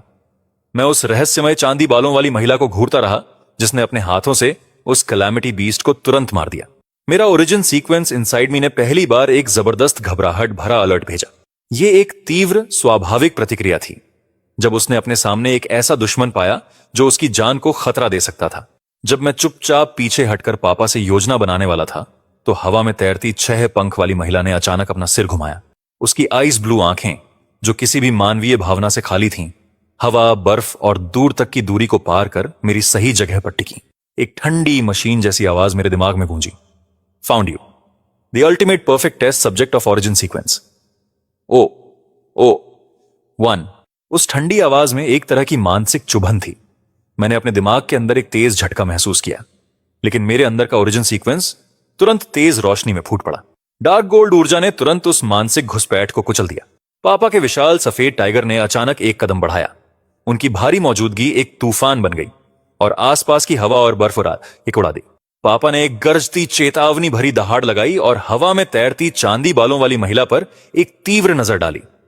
लेकिन 6 पंखों वाली फरिश्ता ने उनकी धमक को बिल्कुल भी गंभीरता से नहीं लिया। उसके पीछे के प्रकाश के पंखों ने हल्का सा फड़फड़ाया और वह तुरंत गायब हो गई, बस एक स्पेशल आफ्टर इमेज छोड़ गई। मेरी न्यूरल प्रतिक्रिया की गति कार्बन बेस्ड लाइफ की सीमा पर थी। फिर भी मैं हवा में छोड़ी गई हल्की लहरें ही पकड़ पाया। मेरे खतरे के इशारे पर मैंने तुरंत Titan Overlord body stage 2 activate किया। मेरे शरीर पर एक पल में डार्क गोल्ड के स्केल्स छा गए।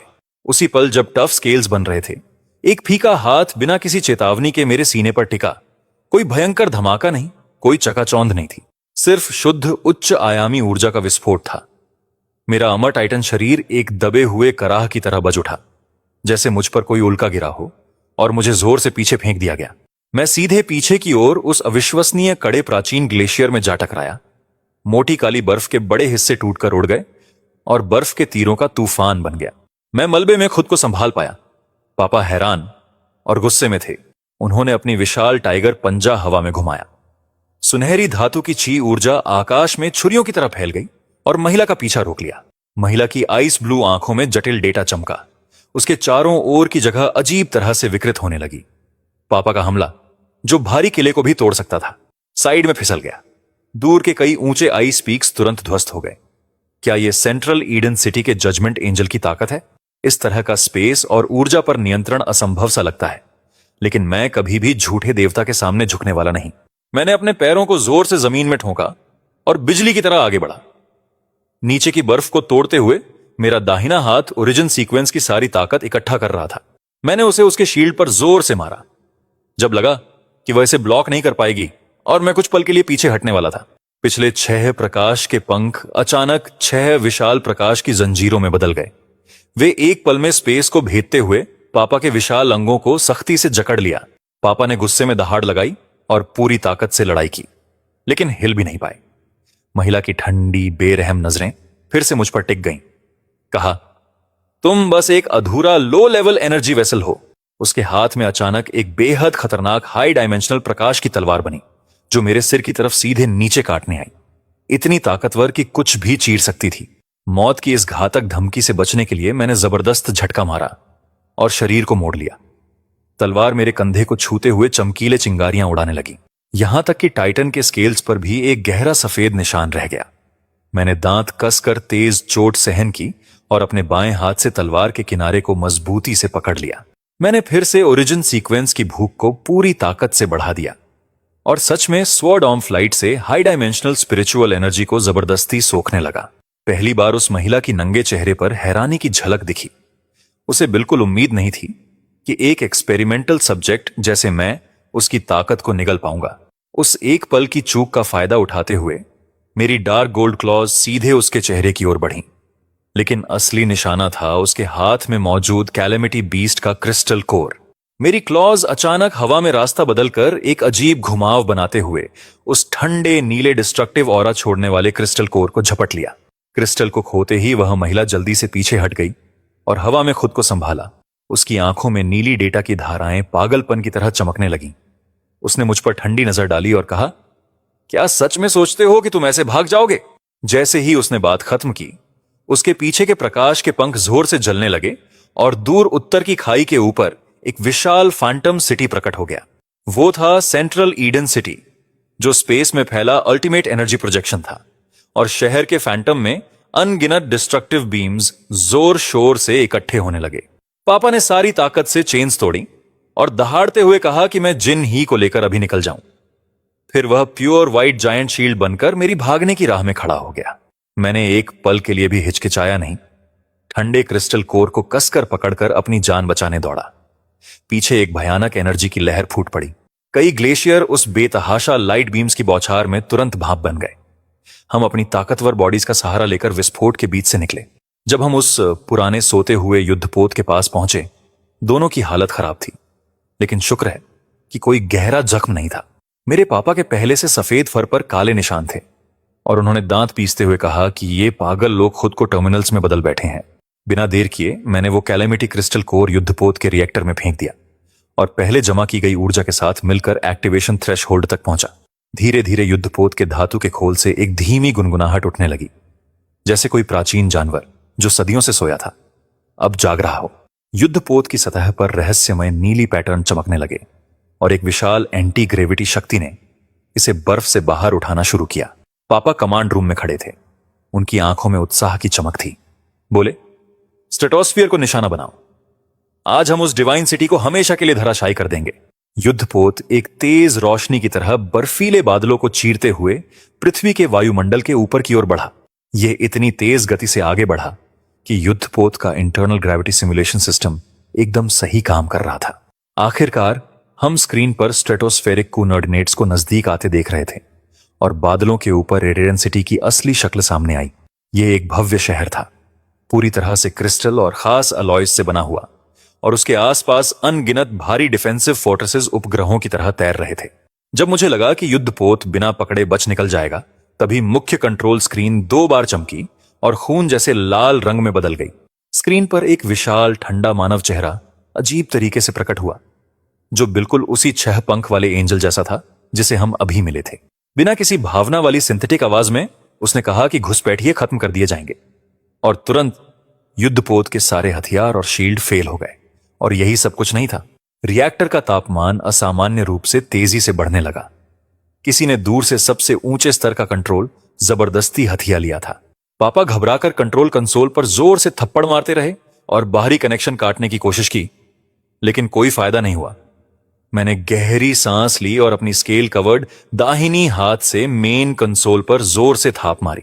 डार्क गोल्ड ओरिजिन एनर्जी मेरी बांग से होकर युद्धपोत के सिस्टम में दौड़ी और उच्चतम डायमेंशन के लाइफ मैग्नेटिक फील्ड का इस्तेमाल करके मैंने दुश्मन एआई को जबरदस्ती ओवरराइड कर दिया।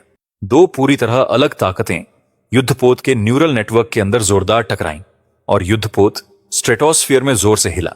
ऐसा लगा जैसे वह किसी भी पल हवा में टूट सकता है। मैंने दांत कसकर ओरिजिन सीक्वेंस की प्रोसेसिंग पावर अपनी पूरी सीमा तक बढ़ा दी।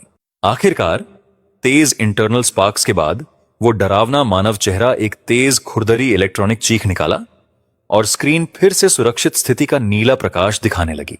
मैंने नियंत्रण वापस पा लिया था, लेकिन युद्धपोत की जगह पूरी तरह उजागर हो चुकी थी और एडन सिटी के डिफेंसिव बेस्टियंस ने तुरंत पूरी लड़ाई की तैयारी कर ली। गाढ़े एंटी एयर एनर्जी अरेज हमारे आसपास के हवा क्षेत्र को कड़ी निगरानी में ले लिए। हजारों डिस्ट्रक्टिव बीम्स ने एक मौत का जाल बुन लिया जिसमें कोई छेद नहीं था। पापा ने तुरंत फैसला लिया और खुद युद्धपोत के मैन्युअल फ्लाइट कंट्रोल संभाले। वह विशाल प्राचीन युद्धपोत पापा के हाथों में एक फुर्तीली मछली की तरह चला। वो डेंस बीम्स के बीच से नाकामयाब होकर बचते हुए असंभव मैन्यूवर्स कर रहे थे। मैं पूरी तरह से ध्यान केंद्रित करके युद्धपोत के मुख्य तोप को नियंत्रित कर रहा था। Dark blue high energy shells को बिल्कुल सटीकता से आउटर डिफेंस नोड्स पर मार रहा था। आसमान में एक के बाद एक जबरदस्त और घातक एनर्जी के विस्फोट हो रहे थे। यह सिर्फ तकनीक की लड़ाई नहीं, बल्कि शुद्ध ऊर्जा का भीषण संघर्ष था। हम भारी आग के बीच आगे बढ़े और उस अजेय लगने वाले डिफेंस नेटवर्क को तोड़ते हुए ईडन सिटी के आउटर शील्ड को पार कर गए। युद्धपोत जोर से डिवाइन सिटी के किनारे एक विशाल क्रिस्टल स्पेसपोर्ट प्लाजा पर टकराया और उस भयानक टक्कर ने अनगिनत नाजुक तैरती हुई संरचनाओं को चकनाचूर कर दिया। युद्धपोत का विकृत हैच गिरा और मैं अपने विशाल टाइटन शरीर में बाहर निकला, जो धूप में एकदम घुटन भरी दबाव की भावना छोड़ रहा था। पापा भी तुरंत 100 मीटर लंबे व्हाइट टाइगर में बदल गए और जमीन हिला देने वाली दहाड़ लगाई, जो वेस्टलैंड से आए विद्रोहियों के आने का ऐलान थी। इस देवताओं के निषिद्ध क्षेत्र में सैकड़ों silver white divine city guards जल्दी से प्लाजा के चारों ओर जमा हो गए। वे एडवांस्ड हाईटेक बैटल आर्मर पहने थे और हाई फ्रीक्वेंसी सायोनिक वेपन्स लिए हुए थे, लेकिन मेरी और पापा की ताकत के सामने वे पूरी तरह बेबस थे। मैंने आराम से एक मुक्का मारा और उस भयानक शॉकवेव ने सैकड़ों गार्ड्स को उड़ा दिया। पापा तो और भी अनस्टॉपेबल थे। उनके विशाल टाइगर क्लॉज की हर एक जबरदस्त झपट से एक साथ कई एलीट आर्मर्ड गार्ड्स उस वक्त वहीं धातु के टुकड़ों में तब्दील हो गए। हम मुख्य जिले के चौड़े क्रिस्टल एवेन्यू पर आगे बढ़े और रास्ते में जो अजीब नजारे देखे वे मुझे गहराई से हिला गए। यह समृद्ध शहर बिल्कुल भी प्राकृतिक जीवन का पता नहीं देता था। सारे पौधे और नजारे मशीनरी और ठोस ऊर्जा से बने हुए थे। यहां तक कि भागते हुए नागरिक भी बेहोश और बेदिमाग नजर आ रहे थे। मैंने देखा कि हर एक के सिर के पीछे एक एनर्जी ट्यूब लगा था, जो ऊपर बादलों से जुड़ा था। यह कोई पवित्र मंदिर नहीं था, बल्कि एक विशाल नकली फार्म था। जैसे ही मैंने सोचा कि हम इनर सिटी में सीधे घुस जाएंगे, क्रिस्टल एवेन्यू के दोनों तरफ के बड़े भवन अचानक जोरदार तरीके से मुड़ने लगे। सैकड़ों आधा बायोमैकेनिकल कुत्ते जैसे जीव बाहर निकले, जिनके सिर पर कोई आंख नहीं थी, सिर्फ एक बड़ी चमकदार लाल आंख थी। उस आंख से एक घिनौना गहरा लाल जहर भरी ऊर्जा की चमक निकल रही थी। पापा ने पहली मैकेनिकल हाउंड को एक पंजे के झटके में आसानी से कुचल दिया, लेकिन उसका टूटता शरीर हरी जहरीली धुआं उड़ाने लगा। पापा ने गलती से वह जहरीली धुआं सांस में ली और उनका विशाल शरीर अचानक लड़खड़ा गया। उनका चेहरा बदल गया और उन्होंने कहा, यह जहरीली धुआं हाई डायमेंशनल स्पिरिचुअल पावर को तोड़ सकती है, इसे छूना मत। मैंने तुरंत ओरिजिन सीक्वेंस की एनर्जी बैरियर तैनात कर जहरीली गैस को रोक दिया, लेकिन ये मैकेनिकल हाउंड्स हमारा आमना सामना करने की बजाय पागलों की तरह हम पर टूट पड़े और फिर शील्ड के बाहर खुद को फोड़ दिया। हरी जहरीली धुआं घनी होती गई और पूरी सड़क को घेर लिया। एनर्जी शील्ड तेजी से खराब हो रहा था और फुफकारने की आवाज निकाल रहा था। अगर ऐसा चलता रहा तो जल्दी ही हम इस अजीब जहरीली धुआं में घिर जाएंगे। मेरी नजर ठंडी हो गई और मैंने सीधे टाइटन ओवरलॉर्ड बॉडी का तीसरा एडवांस्ड फॉर्म एक्टिवेट किया। जहां पहले डार्क गोल्ड स्केल्स थे, वे अब काले आग के लपटों में बदल गए। ये काले ज्वालामुखी विनाश से भरे हुए थे, और यह ओरिजिन सीक्वेंस की सबसे ताकतवर डिस्ट्रक्टिव पावर थी, डिस्ट्रक्शन रॉक। मैंने दोनों मुट्ठियों को जमीन पर जोर से मारा और काले आग की एक लहर फैल गई। जहां भी ये काले पत्थर से गुजरी, वे हरे जहरीले गैसें तुरंत ही बिना कोई निशान छोड़े जल गईं, और जो मेक हाउंड्स पास आकर खुद को उड़ा देना चाहते थे, वे भी तेज गर्मी में राख हो गए। जैसे ही जहरीली धुंध छटी, अंदरूनी शहर का विशाल एनर्जी गेट साफ नजर आने लगा। मैं सीधे गेट की ओर बढ़ा, उसे अपनी ताकत से तोड़ने के लिए तैयार। जैसे ही मेरा dark gold fist energy gate पर मारने वाला था, उसके सतह पर पानी जैसी अजीब लहरें फैलने लगीं। एक आदमी सफेद पोशाक में, जिसके ऊपर सुनहरे पैटर्न थे, उन लहरों से निकलकर सामने आया।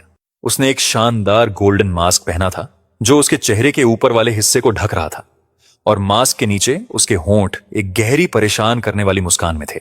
उसने मेरी तरफ देखा, हल्का ताली बजाई और कहा, जैसा कि उम्मीद थी, परफेक्ट नंबर 001। उसकी आवाज में एक अजीब आकर्षण था, लेकिन साथ ही बहुत खतरा भी महसूस हो रहा था। मैंने कहा, अब नाटक बंद करो, आज तुम्हारा आइडेंटिटी खत्म होने वाला है। मास्क पहने आदमी ने सिर हिलाया और कहा, तुम जैसे तुच्छ लोग इस दुनिया की सच्चाई कुछ भी नहीं जानते। फिर उसने आराम से अपनी उंगली से ताली बजाई। उसके पीछे एनर्जी गेट धीरे धीरे दोनों तरफ खुलने लगा। गेट के पीछे जो नजारा था, उसे देखकर मैं और मेरे पिता दोनों एक साथ हमले से रुक गए। वहां एक विशाल पारदर्शी मैट्रिक्स था, कल्चरेशन टैंक से भरा, जिसका कोई नीचे का अंत नजर नहीं आ रहा था। अंदर अनगिनत एक जैसे ह्यूमन क्लोन्स तैर रहे थे, जो काफी करीब करीब जमा थे, और उन सभी क्लोन्स का चेहरा मुझ जैसा ही था। उनकी आंखें बंद थीं, और उनके पीले शरीर एक्सट्रैक्शन ट्यूब्स कार्बन से भरे हुए थे।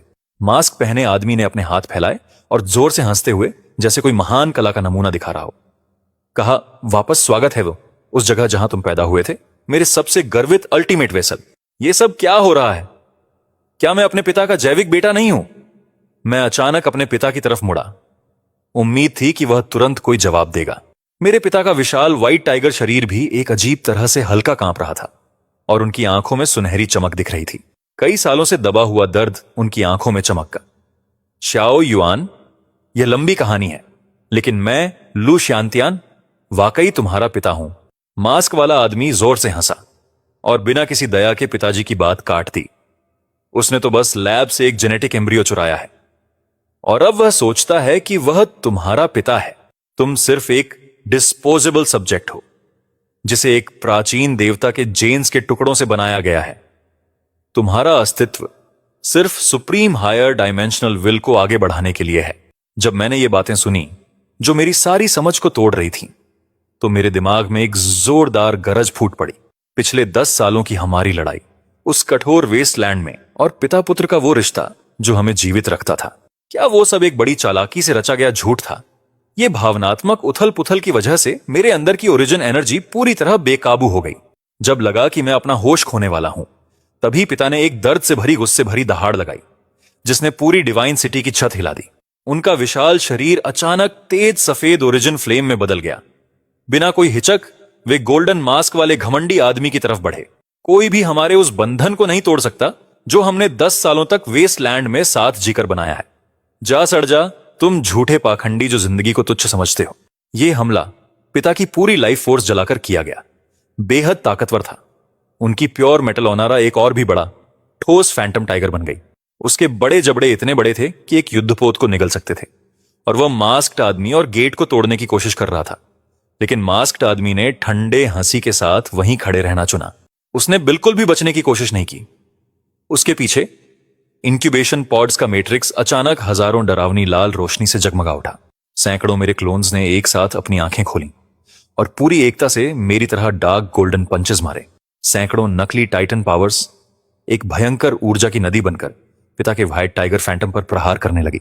उस तेज रोशनी ने पूरे शहर के सर्वेलेंस सिस्टम को कुछ देर के लिए अंधेरे में डाल दिया। उस उग्र ऊर्जा विस्फोट ने पिता और मुझे दोनों को पीछे फेंक दिया। पिता जोर से क्रिस्टल फ्लोर पर गिरे। उनकी ऑरा बहुत कमजोर हो गई थी। उनके शरीर पर जो सफेद फर था वह अपनी चमक खो चुका था। मैं तुरंत उनके पास गया और अपनी पूरी ओरिजिन एनर्जी उनके शरीर में डालकर उनकी चोटों को स्थिर किया। पिता ने मुझे देखा, एक कड़वी मुस्कान दी और कहा, तुम छोटे शरारती, उस बकवास की बात मत सुनो। खून का रिश्ता क्या मायने रखता है? तुम ही वो एक बेटा हो जो मैं, लुजियानेटियन, कभी रखूंगा। पिता की उस कमजोर लेकिन अडिग हालत को देखकर मेरी सारी उलझन एक पल में खत्म हो गई और उसकी जगह एक अनगिनत ज्यादा तेज गुस्सा जागा। मुझे कोई फर्क नहीं पड़ता कि मुझे किसने बनाया या मैं किस तरह का हायर डिमेंशनल एनर्जी वेसल हूं। मुझे बस इतना पता है कि पिछले 10 सालों में किसने अपनी जान जोखिम में डालकर मुझे बचाया और पाला। मैं धीरे धीरे खड़ा हुआ और उस मास्क्ड आदमी की तरफ देखा जो अभी भी ऊंचे स्थान पर बैठा था। मेरे आसपास की डिस्ट्रक्शन की काली आग इतनी तेजी से जल रही थी कि वह इनकैंडेसेंट व्हाइट हो गई थी। मैंने उसे देखा और एक एक शब्द कहकर बोला, तुम्हारे जो भी गंदे डिसेंट प्लान हो, आज मैं इस जगह को ऐसे तोड़ दूंगा कि एक भी बिल्डिंग क्रिस्टल बचा ना रहे। यह देख मास्क्ड आदमी की आंखों में आखिरकार एक हल्की सी गंभीरता चमकी। उसने ठंडे अंदाज में आदेश दिया, चूंकि डिफेक्टिव प्रोडक्ट बेकाबू हो गया है, इसे तुरंत फिजिकली खत्म करो। उसके आदेश पर सैकड़ों हजारों क्लोन्स जंबी की तरह बाहर आए। हालांकि उनके पास कोई खुद की सोच नहीं थी। उनकी कॉम्बैट इंस्टिंक्ट्स इतनी भयानक स्तर पर प्रोग्राम की गई थी कि हर एक की ताकत मेरे पहले स्टेज टाइटन फॉर्म के बराबर थी। मैंने एक लंबी दहाड़ लगाई जो आसमान तक गई और invincible dark gold war God में बदल गया। जब क्लोन आर्मी काली लहर की तरह मुझ पर टूट पड़ी, मैं सीधे उन पर टूट पड़ा। कोई फ्लैशी एनर्जी मूव नहीं था, बस सच्चा ब्रूट फोर्स का टकराव। एक मुक्के से मैंने एक क्लोन की डिफेंसिव आर्मर तोड़ दी और उसे दूर फेंक दिया। फिर मैंने एक और क्लोन को हाथ से पकड़कर पूरे चक्कर में भीड़ में फेंक दिया। भले ही उनका चेहरा मुझ जैसा था, मुझे कोई दया नहीं आई, क्योंकि वे बस ठंडे युद्ध के एक्सपेंडेबल्स थे जिनकी आत्माएं मिटा दी गई थीं। लेकिन मुझे जल्दी ही पता चला कि ये क्लोन्स एक नेटवर्क के जरिए टैक्टिकल विजन साझा कर सकते थे। उनके हमले बिल्कुल सिंक्राइज्ड थे और धीरे धीरे मुझे कड़ी डिफेंसिव लड़ाई में फंसा रहे थे। लगातार भारी प्रहारों से मेरे टाइटन स्केल्स पर दरारें दिखने लगीं और इनकैंडेसेंट फ्लेम्स, जो भारी ऊर्जा खपत से थक गए थे, थोड़ी मंद पड़ गई थीं। मास्क वाला आदमी अपने ऊंचे सिंहासन पर खड़ा था, सब कुछ देख रहा था।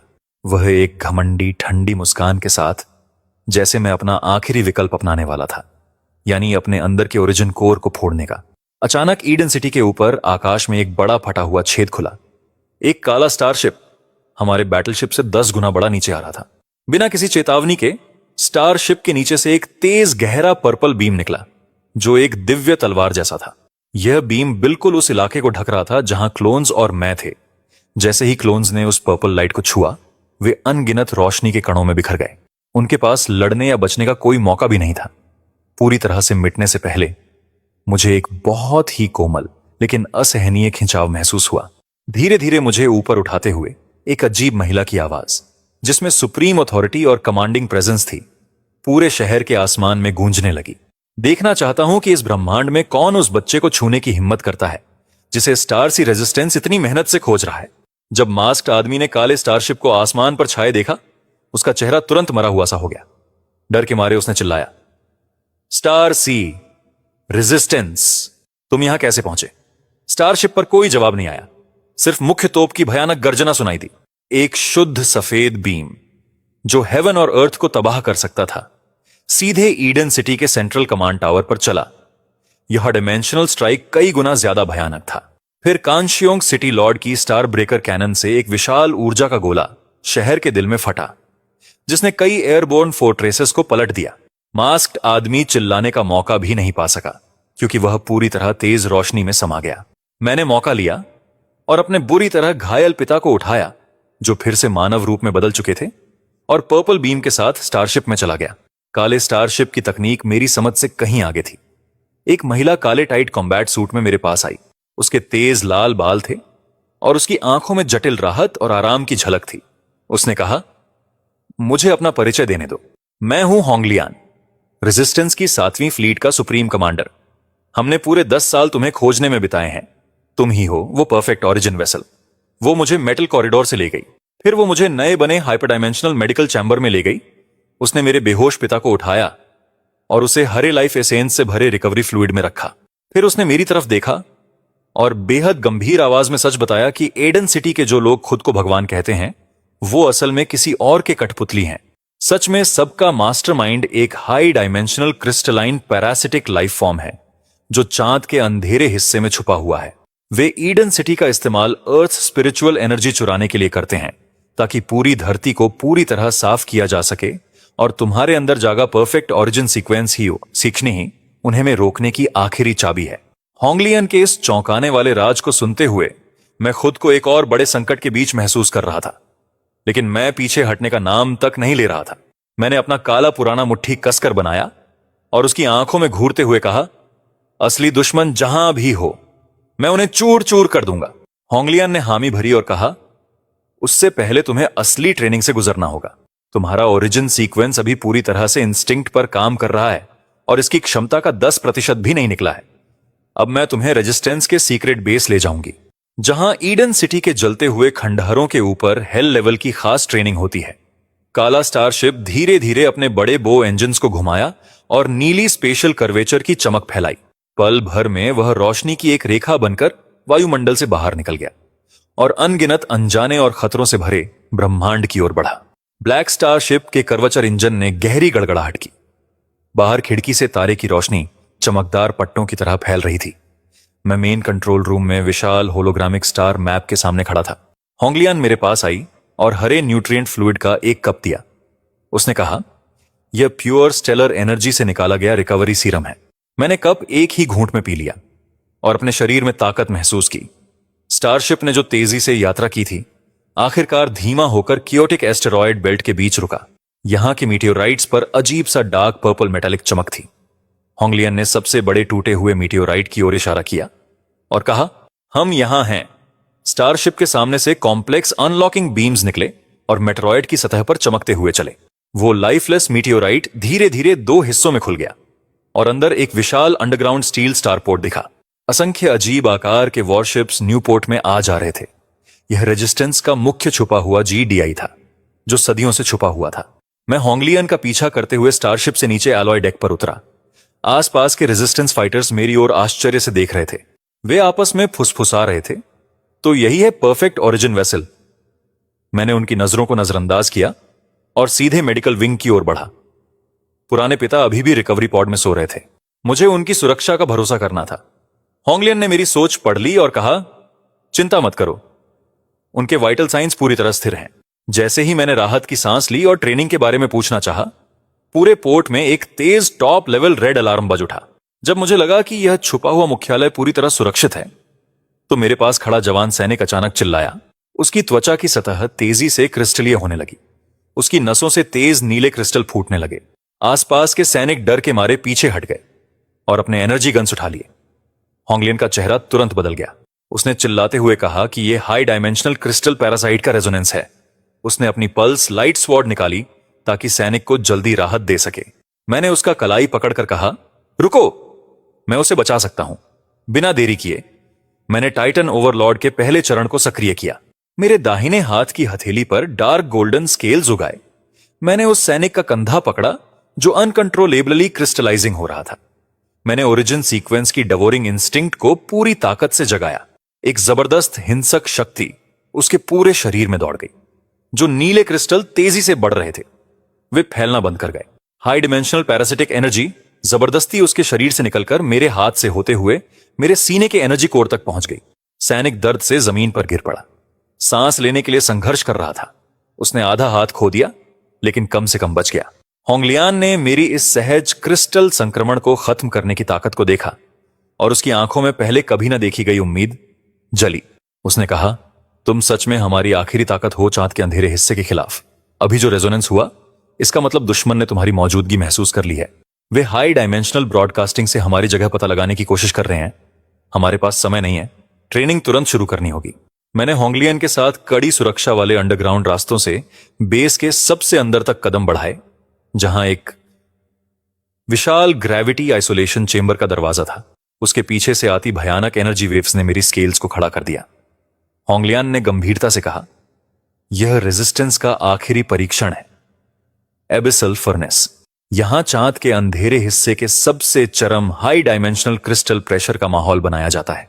यहां तक कि रेजिस्टेंस के सबसे ताकतवर योद्धा भी 3 मिनट से ज्यादा नहीं टिक पाते। मैंने भारी अलॉय डोर को देखा और ठंडी हंसी के साथ कहा, अगर हमें डिवाइन थ्रोन को तोड़ना है तो ऐसा ट्रायल बिल्कुल सही है। दरवाजा धीरे धीरे खुला और एक भारी ग्रेविटी वेव मेरे ऊपर टकराई। मैंने एक पल भी नहीं सोचा और सीधे फर्नेस के अंदर कदम रखा। एलॉय डोर जोर से बंद हो गया और मुझे पूरी तरह बंद कर दिया। आसपास का माहौल अचानक डार्क ब्लू क्रिस्टल वेस्टलैंड में बदल गया। हवा भारी थी और हाई डिमेंशनल रेडिएशन एनर्जी लगभग महसूस हो रही थी। ऐसा लग रहा था जैसे हजारों टन स्टील मेरे कंधों पर दबाव डाल रहा हो। सांस लेना भी टूटे हुए कांच निगलने जितना दर्दनाक था। मैंने तुरंत टाइटन ओवरलॉर्ड के दूसरे चरण को सक्रिय किया और अपने पूरे शरीर को स्केल्स से ढक लिया। यह डार्क गोल्ड चमक अंधेरे ब्लू माहौल में खास लग रही जबरदस्त थी। फर्नेस का सिस्टम या एक ठंडी काउंटडाउन अलर्ट देने लगा। पहला क्रिस्टल एनर्जी टाइड 10 सेकंड में आ जाएगा।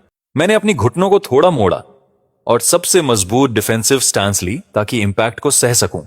जोरदार धमाके के साथ मेरे चारों ओर क्रिस्टल ग्राउंड अचानक फट गया। अनगिनत नीले तेज ब्लेड्स हाई डायमेंशनल एनर्जी से भरे तूफान की तरह गुजरे। मैंने अपने डार्क गोल्ड मुट्ठियों से लड़ाई की और ब्लेड्स के तूफान से भिड़ गया। हर टकराव से तेज चमक और एनर्जी की लहरें निकली। इस एक्सट्रीम दबाव में ओरिजिन सीक्वेंस खुद तेजी से विकसित होने लगा।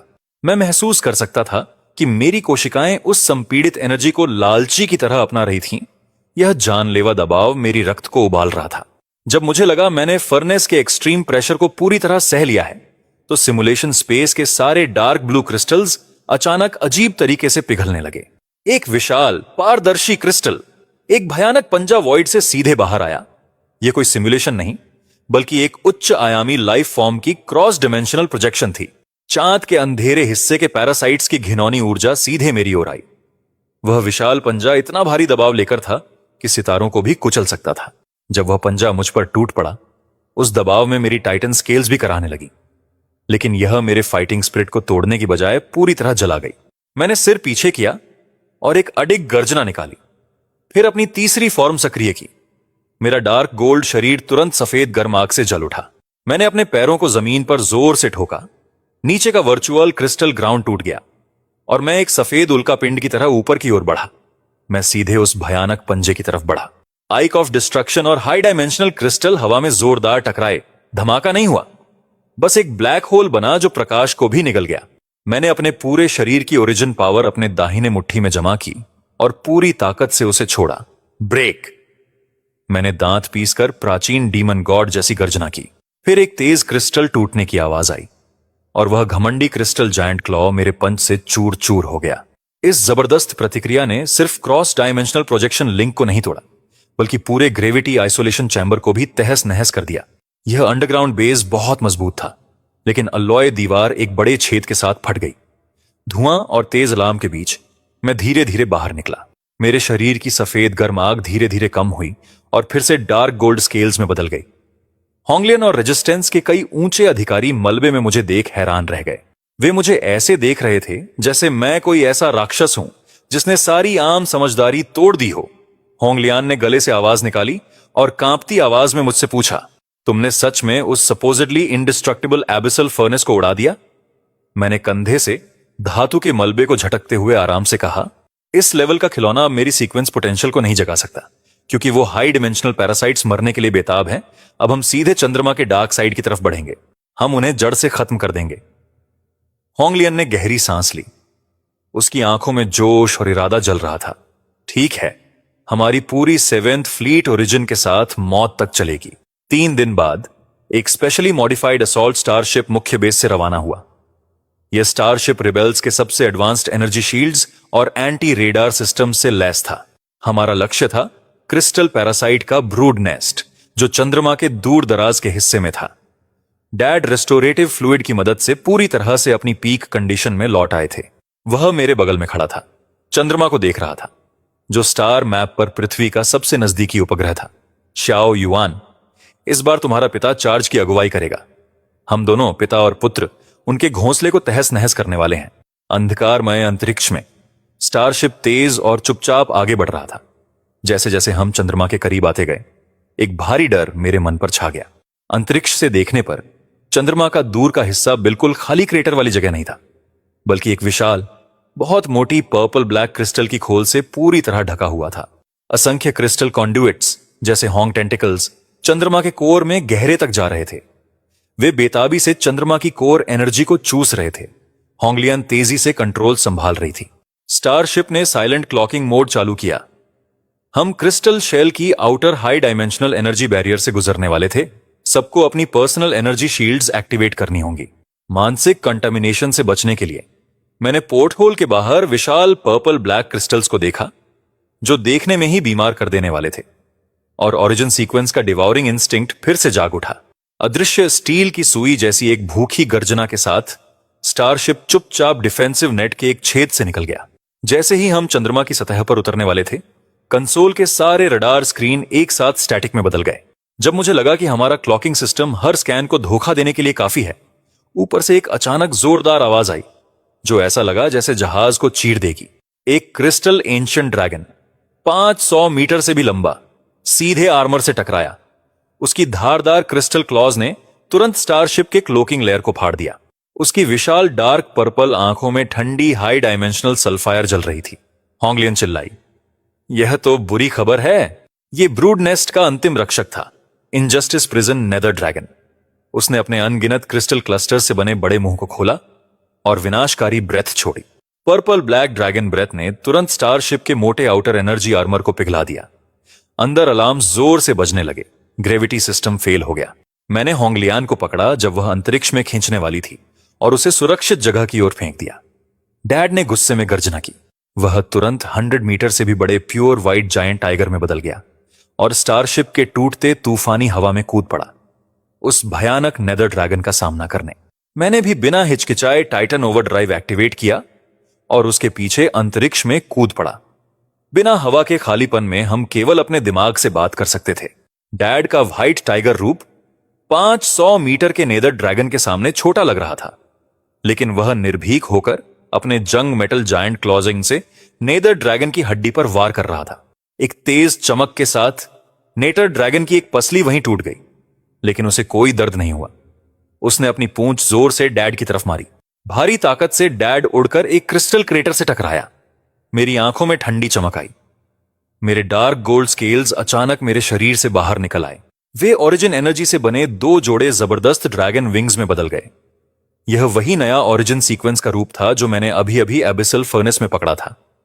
मेरी विंग्स की एक ताकतवर शक्ति के साथ मैंने अंतरिक्ष में एक आफ्टर इमेज छोड़ते हुए तुरंत करीब जाकर नेदर ड्रैगन की चौड़ी पीठ पर कूद गया। मेरे मुट्ठे सफेद गर्म आग से जल रहे थे। नीचे गिरो और वहीं रहो।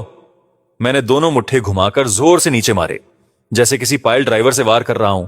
हर पंच में था इतनी भयानक ताकत कि पहाड़ों की चोटियों को समतल कर दे। नेदर ड्रैगन की कठोर क्रिस्टल रीढ़ मेरी लगातार वारों से धीरे धीरे टूटने लगी। वह दर्द में अपने विशाल शरीर को मरोड़ रहा था, मुझे अपनी पीठ से फेंकने की कोशिश कर रहा था, लेकिन मैं उसकी हड्डियों पर एक पैरासाइट की तरह चिपका रहा। मेरे पैर उसकी क्रिस्टल हड्डियों को कसकर पकड़ रहे थे। दोनों हाथों से मैंने उसकी गर्दन के पीछे कोर सोर्स को पकड़ लिया। सोल क्रिस्टल का डिवोरिंग इंस्टिंक्ट पूरी तरह जाग गया। मैंने उस नेदर ड्रैगन की हाई डायमेंशनल एनर्जी को पागलपन की तरह चूसना शुरू कर दिया। नेदर ड्रैगन ने एक मूक सोल रोअर छोड़ा और अंतरिक्ष में जोर से लुढ़कता रहा। उसके शरीर से निकलने वाली हाई डायमेंशनल रेडिएशन आम इंसान को पागल कर देने के लिए काफी थी, लेकिन मेरे भीतर का ओरिजिन कोर एक ऐसा ब्लैक होल था जो कभी भर नहीं सकता। यह लगातार उस जानलेवा रेडिएशन को मेरी इवोल्यूशन के लिए ईंधन में बदल रहा था। कुछ ही सेकंड में नेदर ड्रैगन की रेजिस्टेंस साफ नजर आने लायक कम हो गई।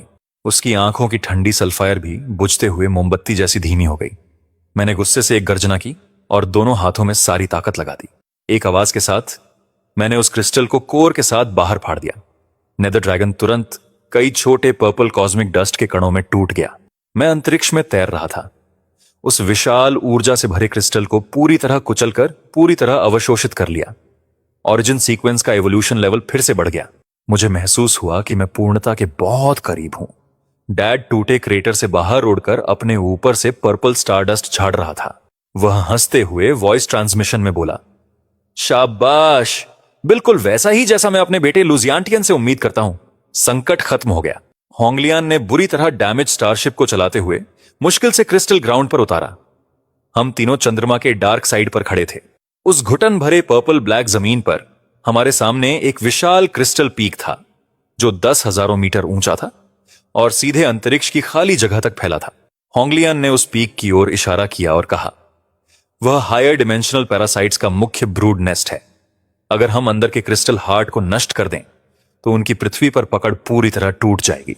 मैंने गहरी सांस ली और अपनी शरीर में अभी अभी समाई हिंसक ऊर्जा को संभाला। चलो इन हायर डायमेंशनल गॉड से मिलते हैं जो इंसानों को बस कंटेनर समझते हैं। हम क्रिस्टल पीक की दरारों का पीछा करते हुए ब्रूड नेस्ट के अंडरग्राउंड कोर तक पहुंचे। हमारे चारों ओर दीवारें घनी थीं, जिनमें तरह तरह की प्रजातियां क्रिस्टल में कैद थीं।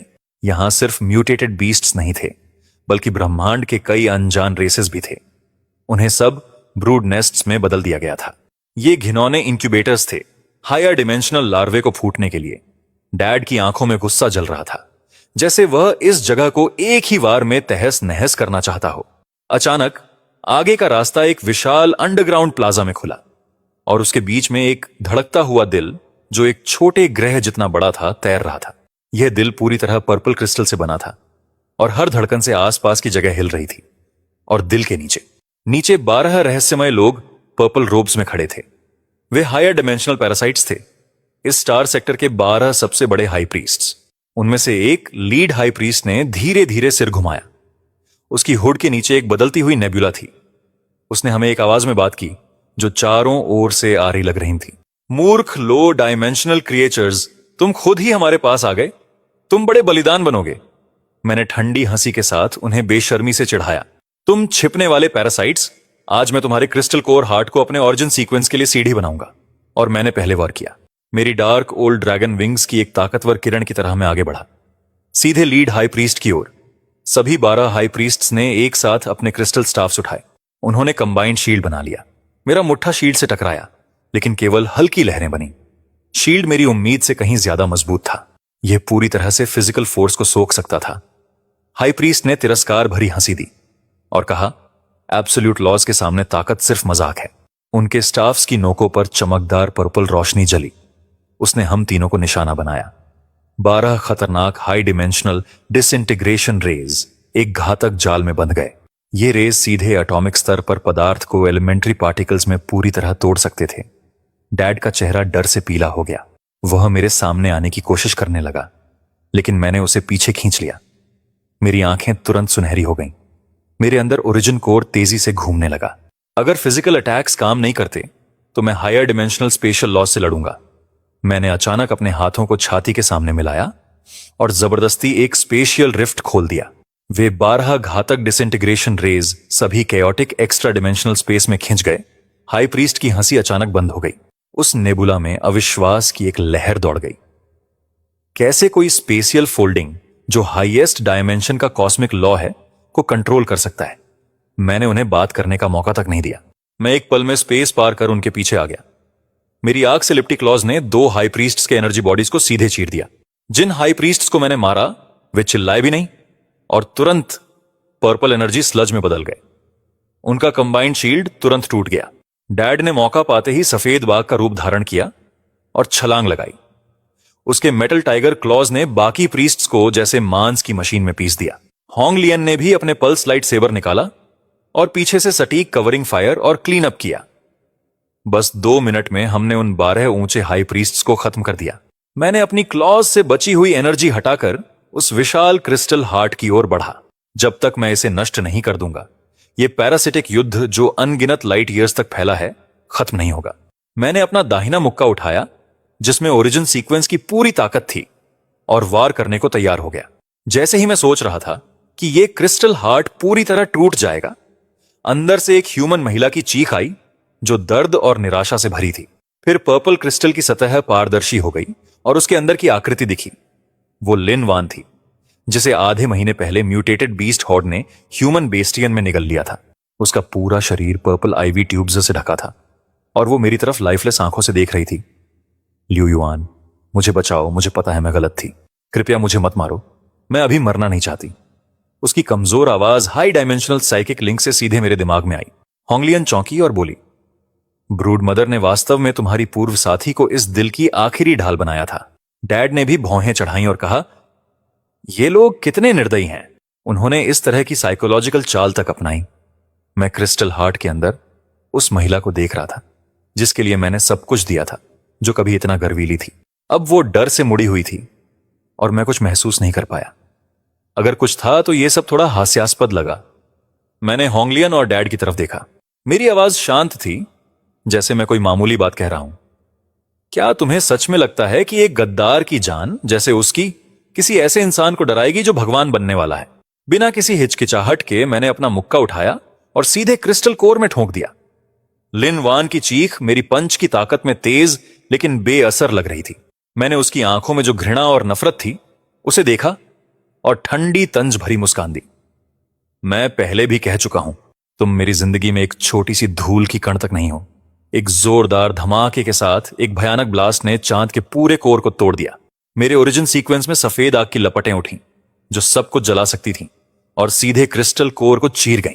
लिन वैन का शरीर और आत्मा उस हिंसक ऊर्जा के झोंके में तुरंत राख हो गए। एक भी निशान नहीं बचा। उसकी घिनौनी जिंदगी की तरह वो पूरी तरह मिट गई। वह विशाल पर्पल क्रिस्टल कोर एक अनियंत्रित कोलैप्स की श्रृंखला में गिर पड़ा। वह हिंसक हायर डिमेंशनल एनर्जी अपनी बंधनों से मुक्त हो गई और एक तूफान बनकर पूरे अंडरग्राउंड स्पेस में फैल गई। होंगलियन ने घबराते हुए चिल्लाया, ब्रूड नेस्ट फटने वाला है। यह ऊर्जा चांद को आधा कर सकती है। हमें अभी यहां से निकलना होगा, वरना सब इस सैटेलाइट के साथ दब जाएंगे। मैंने एनर्जी स्टॉर्म की ओर देखा जो अभी भी बेकाबू था। मेरी आंखों में एक पागलपन की चमक थी। तुम दोनों पहले जाओ, मैं इस विशाल ब्रूड नेस्ट के स्रोत को पूरी तरह निकल जाऊंगा और परफेक्ट डिवाइन रियल्म में प्रवेश करूंगा। बूढ़े आदमी ने सख्ती से मना किया, यह बहुत खतरनाक है, यह ताकत तुम्हें फोड़ देगी। मैंने जबरदस्ती स्पेस के नियम का इस्तेमाल कर एक नया स्टेबल टेलीपोर्टेशन पैसेज खोल दिया। बिना कुछ कहे मैंने बूढ़े आदमी और होंगलियन को अंदर धकेल दिया और उनका रास्ता बंद कर दिया। चिंता मत करो बूढ़े, मैंने पहले ही कहा है, मैं इस यूनिवर्स के हर नियम को तोड़ दूंगा। मैंने मुड़कर उस ऊर्जा की लहर का सामना किया जो सितारों को तबाह कर सकती थी। मैंने टाइटन ओवरलॉर्ड का रूप धारण किया और तूफान के बीच में सबसे शुद्ध मानव रूप में तैरने लगा। मेरे छाती में ओरिजिन कोर ने अभूतपूर्व डार्क गोल्ड चमक छोड़ी। चलो दिखाओ इस अल्टीमेट हायर डायमेंशनल एनर्जी की असली ताकत। यह मुझे कितनी ऊंचाइयों तक ले जा सकती है। वह पर्पल ऊर्जा जैसे बांध टूटने के बाद की सुनामी मेरे हर सेल में बेकाबू होकर घुस रही थी। दर्द पहले की किसी भी अवेकनिंग से 1000 गुना तेज था। मेरी हड्डियां टूटती और फिर जुड़ती रहीं और मांस फटता और ठीक होता रहा। जैसे जैसे दर्द बढ़ा मेरी चेतना फीकी पड़ने लगी, जैसे मैं अनंत गर्त में गिर रहा हूं। लेकिन मैं अपनी आखिरी समझदारी को मजबूती से पकड़कर इस दर्द के सामने झुकने से इनकार कर दिया। पता नहीं कितना वक्त बीता, शायद एक पल था या शायद कई सदी। वह दुनिया, वह विनाशकारी एनर्जी स्टॉर्म पूरी तरह से मेरे अंदर समा गई। चांद के अंधेरे हिस्से पर पर्पल ब्लैक क्रिस्टल शेल अपनी ऊर्जा खो बैठा और बड़े पैमाने पर टूटने लगा। मैं अनंत शून्य में धीरे धीरे अपनी आंखें खोल रहा था। मेरी प्यूपल्स अब एक गहरे कॉस्मिक स्टार फील्ड में बदल गई थीं। मेरे शरीर पर कोई जोरदार फ्लेम इफेक्ट्स नहीं थे, बस बिल्कुल प्राकृतिक परफेक्ट लाइनें थीं। उन पर हल्की डार्क गोल्ड डिवाइन चमक बह रही थी। यही ओरिजिन सीक्वेंस है, एक 100% अवेकनिंग की अल्टीमेट स्थिति, एक कॉस्मिक गॉड का शरीर। मैंने कैजुअली हाथ उठाकर हल्की लहर दी और मेरे आसपास का टूटा हुआ वॉइड खुद खुद ठीक होने लगा। मैंने नीचे देखा, मेरे पैरों के नीचे छेद थे, लेकिन चांद ने आखिरकार अपनी पैरासिटिक हालत से छुटकारा पा लिया था। फिर मैंने ऊपर आकाश की विशालता और अनंत सितारों को देखा और उनके पार चमकते हुए गहरे ब्रह्मांड को। मुझे पता था यह अंत नहीं है, बल्कि मेरी अपनी मुट्ठी से सितारों के सागर पर विजय का असली आरंभ है। मैंने अपने अंदर की उस भयानक ताकत को काबू में किया जो एक गैलेक्सी को छेद सकती थी और एक झटके में लाखों किलोमीटर खाली स्पेस पार कर लिया। मैं तुरंत बागी के टूटे हुए स्टारशिप में प्रकट हो गया। होंगली और बूढ़े आदमी होलोग्रामिक स्कैनर को बेचैनी से देख रहे थे। जब उन्होंने मुझे हवा में प्रकट होते देखा, उनकी आंखें अविश्वास से खुल गईं क्योंकि मेरी बॉडी से कोई एनर्जी लीक नहीं हो रही थी। मैं बिल्कुल एक आम अर्थ इंसान की तरह दिख रहा था जिसके पास कोई लड़ाई की ताकत नहीं थी। लेकिन बूढ़े आदमी, जो एक टॉप टियर जंग जिन व्हाइट टाइगर बीस्ट था, उसकी इंस्टिंक्ट ने बताया कि मैं अब पहले से 10,000 गुना ज्यादा खतरनाक हूं। तुम सच में बच गए और जीवन की सीमाओं को भी पार कर गए। होंगलियन उत्साहित होकर आगे आई और सावधानी से मेरी वर्तमान हालत को देखा। मैंने हल्का सिर हिलाया और उन्हें बताने ही वाला था कि ब्रूड नेस्ट पूरी तरह खत्म हो गया, वो डिसिपाक। तभी स्टारशिप का सबसे ऊंचा डूम्सडे अलार्म फिर से जोर जोर से बजने लगा। होलोग्रामिक स्टार मैप पर अर्थ्स डिफेंसेस के कोऑर्डिनेट्स खून लाल रोशनी में चमकने लगे। क्या हो रहा है? क्या अर्थ पर अभी भी कोई छुपा हाई डायमेंशनल पैरासाइट नोड है? होंगलियन की नाजुक उंगलियां कंट्रोल पैनल पर तेजी से चलने लगीं। जैसे ही उसने काम किया, स्क्रीन पर जो कुछ आया उसने चांद के अंधेरे पक्ष पर हर रेजिस्टेंस फाइटर की सांसें रोक दी। ब्रूड नेस्ट के विनाश से हुई massive high dimensional energy collapse ने अर्थ्स सिंक्रोनस ऑर्बिट में एक अंतरतारकीय वर्म होल खोल दिया था। एक धातु का किला जो पूरे चांद से भी बड़ा था और उसका सिर्फ 1/3 हिस्सा दिख रहा था, उस वर्म होल से धीरे धीरे निकल रहा था, जो एक अजीब पर्पल रोशनी से चमक रहा था। वो एक हाई डायमेंशनल सिविलाइजेशन का प्लैनेट किलर जजमेंट फोर्ट्रेस था। होंगलियन की आवाज कांप रही थी। उन्होंने ब्रूड नेस्ट के मरने से पहले भेजे गए हाईएस्ट लेवल डिस्ट्रेस कोऑर्डिनेट्स प्राप्त किए हैं। वे पूरे सौरमंडल को मिटाने की योजना बना रहे हैं। उस अर्थ को मैंने स्टार मैप पर देखा और उस भयानक धातु के किले को जो आसमान को ढक सकता था। मेरी आंखों में कोई डर नहीं था, बल्कि मेरी लड़ाई की भावना और भी तेज जल रही थी। मैं अभी परफेक्ट डिवाइन रेल्म में आया था, तो यह तबाही मेरे लिए एकदम सही वार्म अप थी। मैंने होंगलियन को कहा कि स्टारशिप को तुरंत जुपिटर के कक्षा के पास एक सुरक्षित क्षेत्र में वापस ले जाए, लेकिन मेरा बूढ़ा आदमी अचानक गरज उठा और बीस्ट मैन रूप में बदल गया। जिद करने लगा कि वह मेरे साथ जाएगा। मैंने अपने बूढ़े आदमी के चौड़े कंधे पर थपथपाते हुए मुस्कुराते हुए कहा, इस बार तुम्हें कदम रखने की जरूरत नहीं पड़ेगी बेटा। असली डिमेंशनैलिटी रिडक्शन स्ट्राइक क्या होती है मैं बताने से पहले ही दिखा देता हूं। मैं फिर से वॉइड में विलीन हो चुका था और स्टारशिप के अंदर से गायब हो गया था। जब मैं फिर से अर्थ के कक्षा के ऊपर प्रकट हुआ तो फोर्ट्रेस पूरी तरह से पहुंच चुका था। उसका विशाल साया लगभग पूरे अर्थ की धूप को ढक चुका था। फोर्ट्रेस के नीचे से 10,000 रेड एनहिलेशन कैनन बीम्स चमकने लगे थे। जैसे ही मैंने सोचा कि वे अर्थ पर बेतरतीब बमबारी शुरू करने वाले हैं, अचानक फोर्ट्रेस के अंदर से एक साइकिक वेव गूंज उठा जो पूरे सौरमंडल में फैल गया। हमें परफेक्ट ओरिजिन वेसल सौंप दो, वरना यह नीला ग्रह पूरी तरह तबाह हो जाएगा। मैंने ठंडी तंज भरी हंसी के साथ कहा और बिल्कुल आराम से स्पेस में कदम बढ़ाए, जैसे कहीं टहलने निकला हूं। हर कदम के साथ मेरे पैरों के नीचे स्पेस में सुनहरी लहरें फैल गईं। मैं यहीं हूं, अगर हिम्मत है तो खुद आकर ले जाओ। मेरी आवाज जोर से नहीं थी, लेकिन पूरे फोर्ट्रेस के हर कोने तक साफ सुनाई दी। मेटल फोर्ट्रेस का मेन कैनन तुरंत मेरी तरफ निशाना साध गया। 100 किलोमीटर से भी बड़े डार्क मैटर एनहिलेशन बीम ने गरज के साथ विस्फोट किया। जहां भी यह बीम गुजरा वहां तक स्पेस भी पूरी तरह नष्ट हो गया। इस भयानक हमले का सामना करते हुए जो अर्थ जैसी दुनिया को आसानी से खत्म कर सकता था, मैंने बचाव नहीं किया और न ही कोई एनर्जी शील्ड लगाया। मैंने बस धीरे धीरे अपना दाहिना हाथ उठाया और अपनी तर्जनी से बीम को हल्का सा छुआ और स्पेस के ठंडे सन्नाटे में एक चमत्कारिक दृश्य सामने आया। वो world destroying dark matter beam जैसे ही मेरी उंगली से टकराया, ऐसा लगा जैसे उसे कोई एब्सोल्यूट लॉ मिल गया हो जिसे वह कभी पार नहीं कर सकता था। वॉल ऑफ साइज, उसकी सारी ऊर्जा एक ही पल में संकुचित हो गई और अंत में वह एक काले कांच के मोती में बदल गया। मैंने उसे 2 उंगलियों के बीच आराम से पकड़ा और खेलते हुए देखा। फोर्ट्रेस के अंदर के हाई डिमेंशनल कमांडर्स पूरी तरह दंग रह गए थे। वे समझ ही नहीं पा रहे थे कि एक कार्बन बेस्ड लाइफ फॉर्म कैसे अपने नंगे हाथों से स्टार ब्रेकर कैनन की गोली रोक सकता है। मैंने उन्हें सोचने का मौका भी नहीं दिया। मैंने हाथ झटकते हुए उस काले कांच के मोती को उड़ाया। वह मोती तेजी से काले बिजली के गोले में बदल गया और फोर्ट्रेस से जोरदार टकराया। धमाकेदार आवाज के साथ एक भयानक विस्फोट ने स्पेस को रोशन कर दिया और फोर्ट्रेस की बाहरी परत में हलचल मच गई। जिस एब्सोल्यूट बैरियर शील्ड को सुपरनोवा तक झेलने वाला कहा जाता था, वह इस एक वार से पूरी तरह टूट गया, इंच दर इंच, जैसे कोई नाजुक अंडा हो। फिर मैंने अपने हाथ फैलाए। मेरे अंदर का ओरिजिन कोर उल्टी दिशा में घूमने लगा। तुम घमंडी परजीवियों को खुद खाने का स्वाद चखाऊंगा। मेरे पीछे एक विशाल डार्क गोल्ड ब्लैक होल धीरे धीरे बन गया। उससे निकलने वाली डिवोरिंग फोर्स ने तुरंत पूरे विशाल फोर्ट्रेस को घेर लिया। फोर्ट्रेस की बाहरी मेटल आर्मर अनियंत्रित होकर ब्लैक होल की ओर खींचने लगी। अनगिनत हाई डिमेंशनल लाइफ फॉर्म्स भागने के लिए एस्केप पॉड्स चला रहे थे।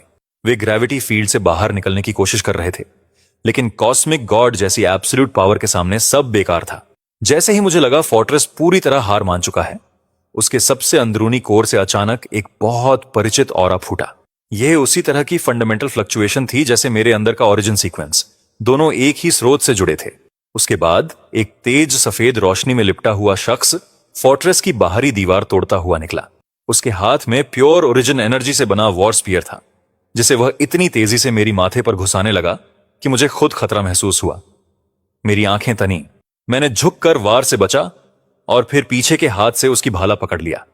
सफेद रोशनी फीकी पड़ गई और सामने उसका चेहरा आया जिसने मुझे चौंका दिया। वह बिल्कुल लुजियांटियन जैसा दिखता था, इस शरीर के पिता जैसा, लेकिन मुझे पता था कि वह मेरा असली पिता नहीं हो सकता, क्योंकि मेरा असली पिता अभी जुपिटर के कक्षा में था। तुम कौन हो? तुम्हारे चेहरे पर मेरे पिताजी का चेहरा क्यों है? और तुम्हारे अंदर ओरिजिन की ऑनरा क्यों है? वह आदमी मुझसे ठंडे अंदाज में बोला। उसकी आंखों में कोई इंसानी भावना नहीं थी। मैं हूं यूनिट 000, पहला जनरेशन ओरिजिन प्रोटोटाइप। मैं तुम्हारा जेनेटिक टेम्पलेट भी हूं। तुम बैगी डिफेक्टिव प्रोडक्ट। जैसे ही मैंने यह सुना, मेरे दिल के सारे सवाल गुस्से में बदल गए। तो हाई डायमेंशनल पैरासाइट्स ने सिर्फ अर्थ की स्पिरिचुअल एनर्जी ही नहीं चुराई थी, बल्कि मेरे पिता के जेनेटिक सीक्वेंस पर भी उनका नजर था। मुझे फर्क नहीं पड़ता कि तुम किस तरह का फर्स्ट जनरेशन प्रोटोटाइप हो।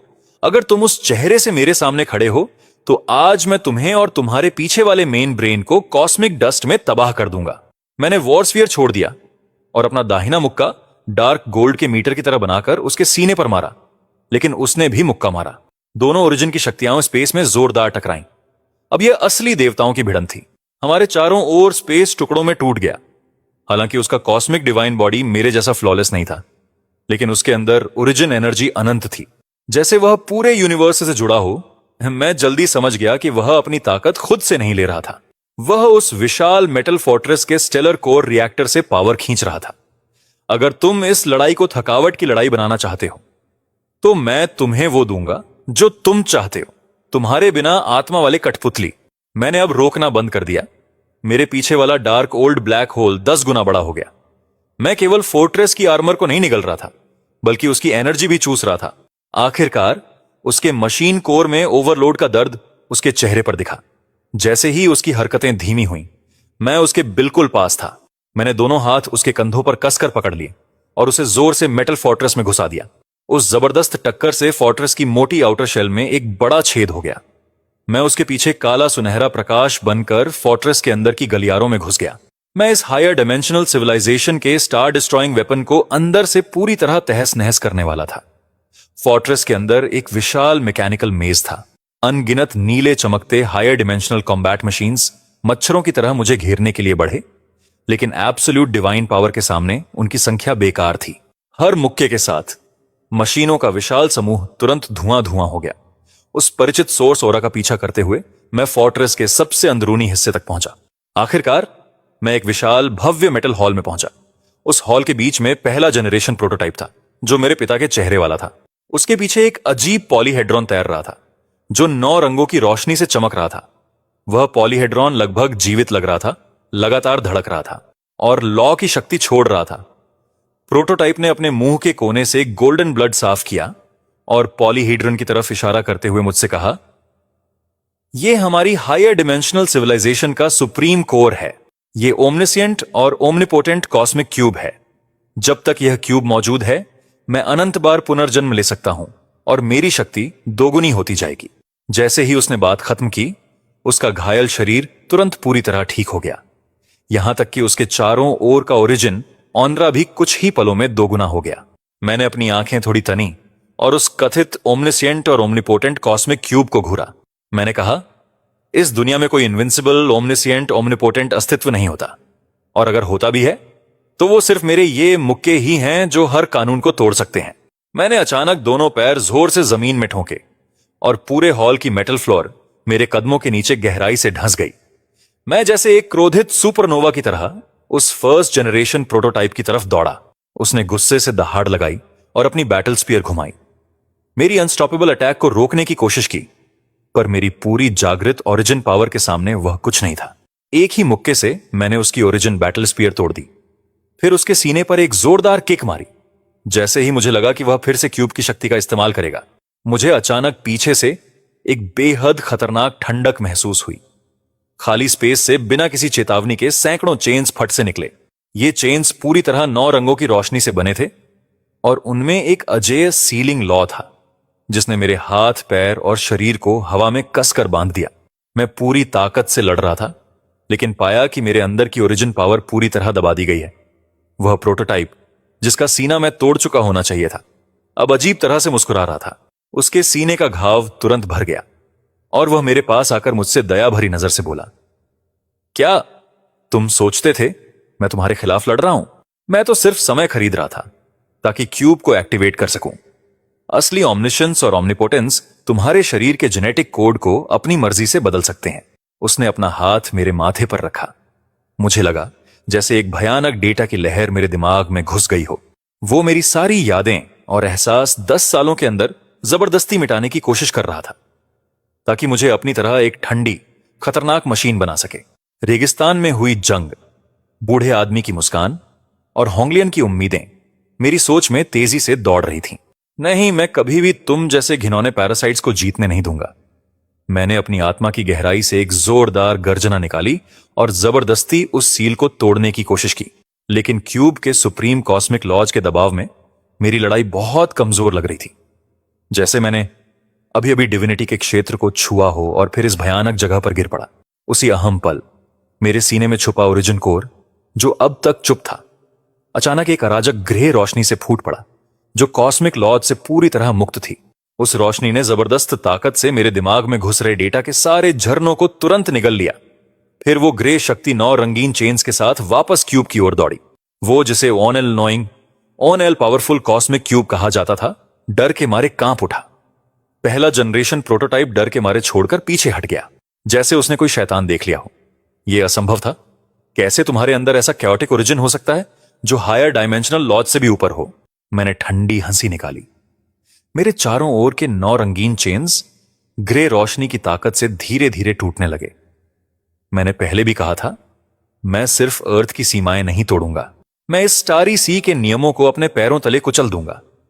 मैंने अपनी आजादी वापस पाई और उस कैओटिक ओरिजिन की ग्रे शक्ति फिर से इकट्ठा की।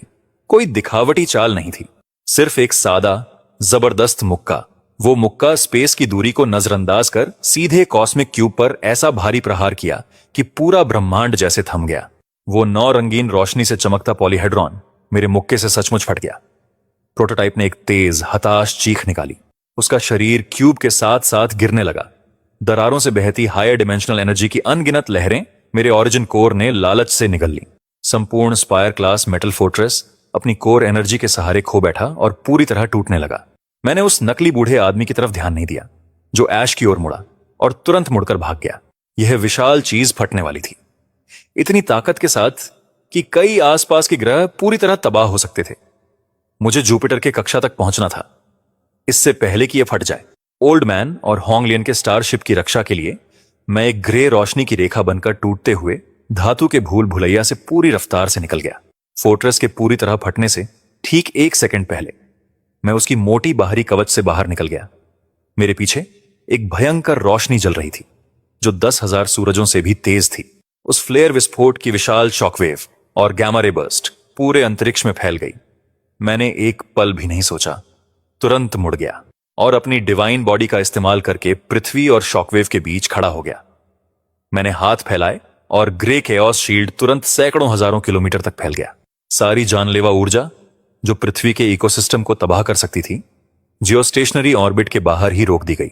मैं एक अडिग दीवार की तरह था, अपनी पूरी ताकत से उस घर की रक्षा कर रहा था जहां मैं बड़ा हुआ था। जब विस्फोट की आखिरी गूंज खत्म हुई, पृथ्वी की कक्षा में धातु के मलबे का एक मैदान बन चुका था। मैंने लंबी सांस ली और महसूस किया कि इस संकट के बाद मेरी ताकत और भी सटीक हो गई है। मैंने स्पेशल ट्रवर्सल फिर से एक्टिवेट किया और जुपिटर की कक्षा के पास छिपे रेबल स्टारशिप पर वापस आ गया। जब पापा ने देखा कि मैं सुरक्षित वापस आ गया हूं तो वह दौड़कर आया और मुझे गले से लगा लिया। होंगलियन ने होलोग्रामिक स्क्रीन पर पूरी तरह तबाह हुई फोर्ट्रेस को देखा। उसकी आंखों में हैरानी और सम्मान था। तुमने सिर्फ हायर डायमेंशनल सिविलाइजेशन की जजमेंट फोर्ट्रेस नहीं तोड़ी, बल्कि पृथ्वी की भी रक्षा की। तुम एक चमत्कार हो। मैंने सिर हिलाया और कहा, हायर डायमेंशनल सिविलाइजेशन की असली ताकत इससे कहीं ज्यादा है। हमें पूरी तैयारी करनी होगी।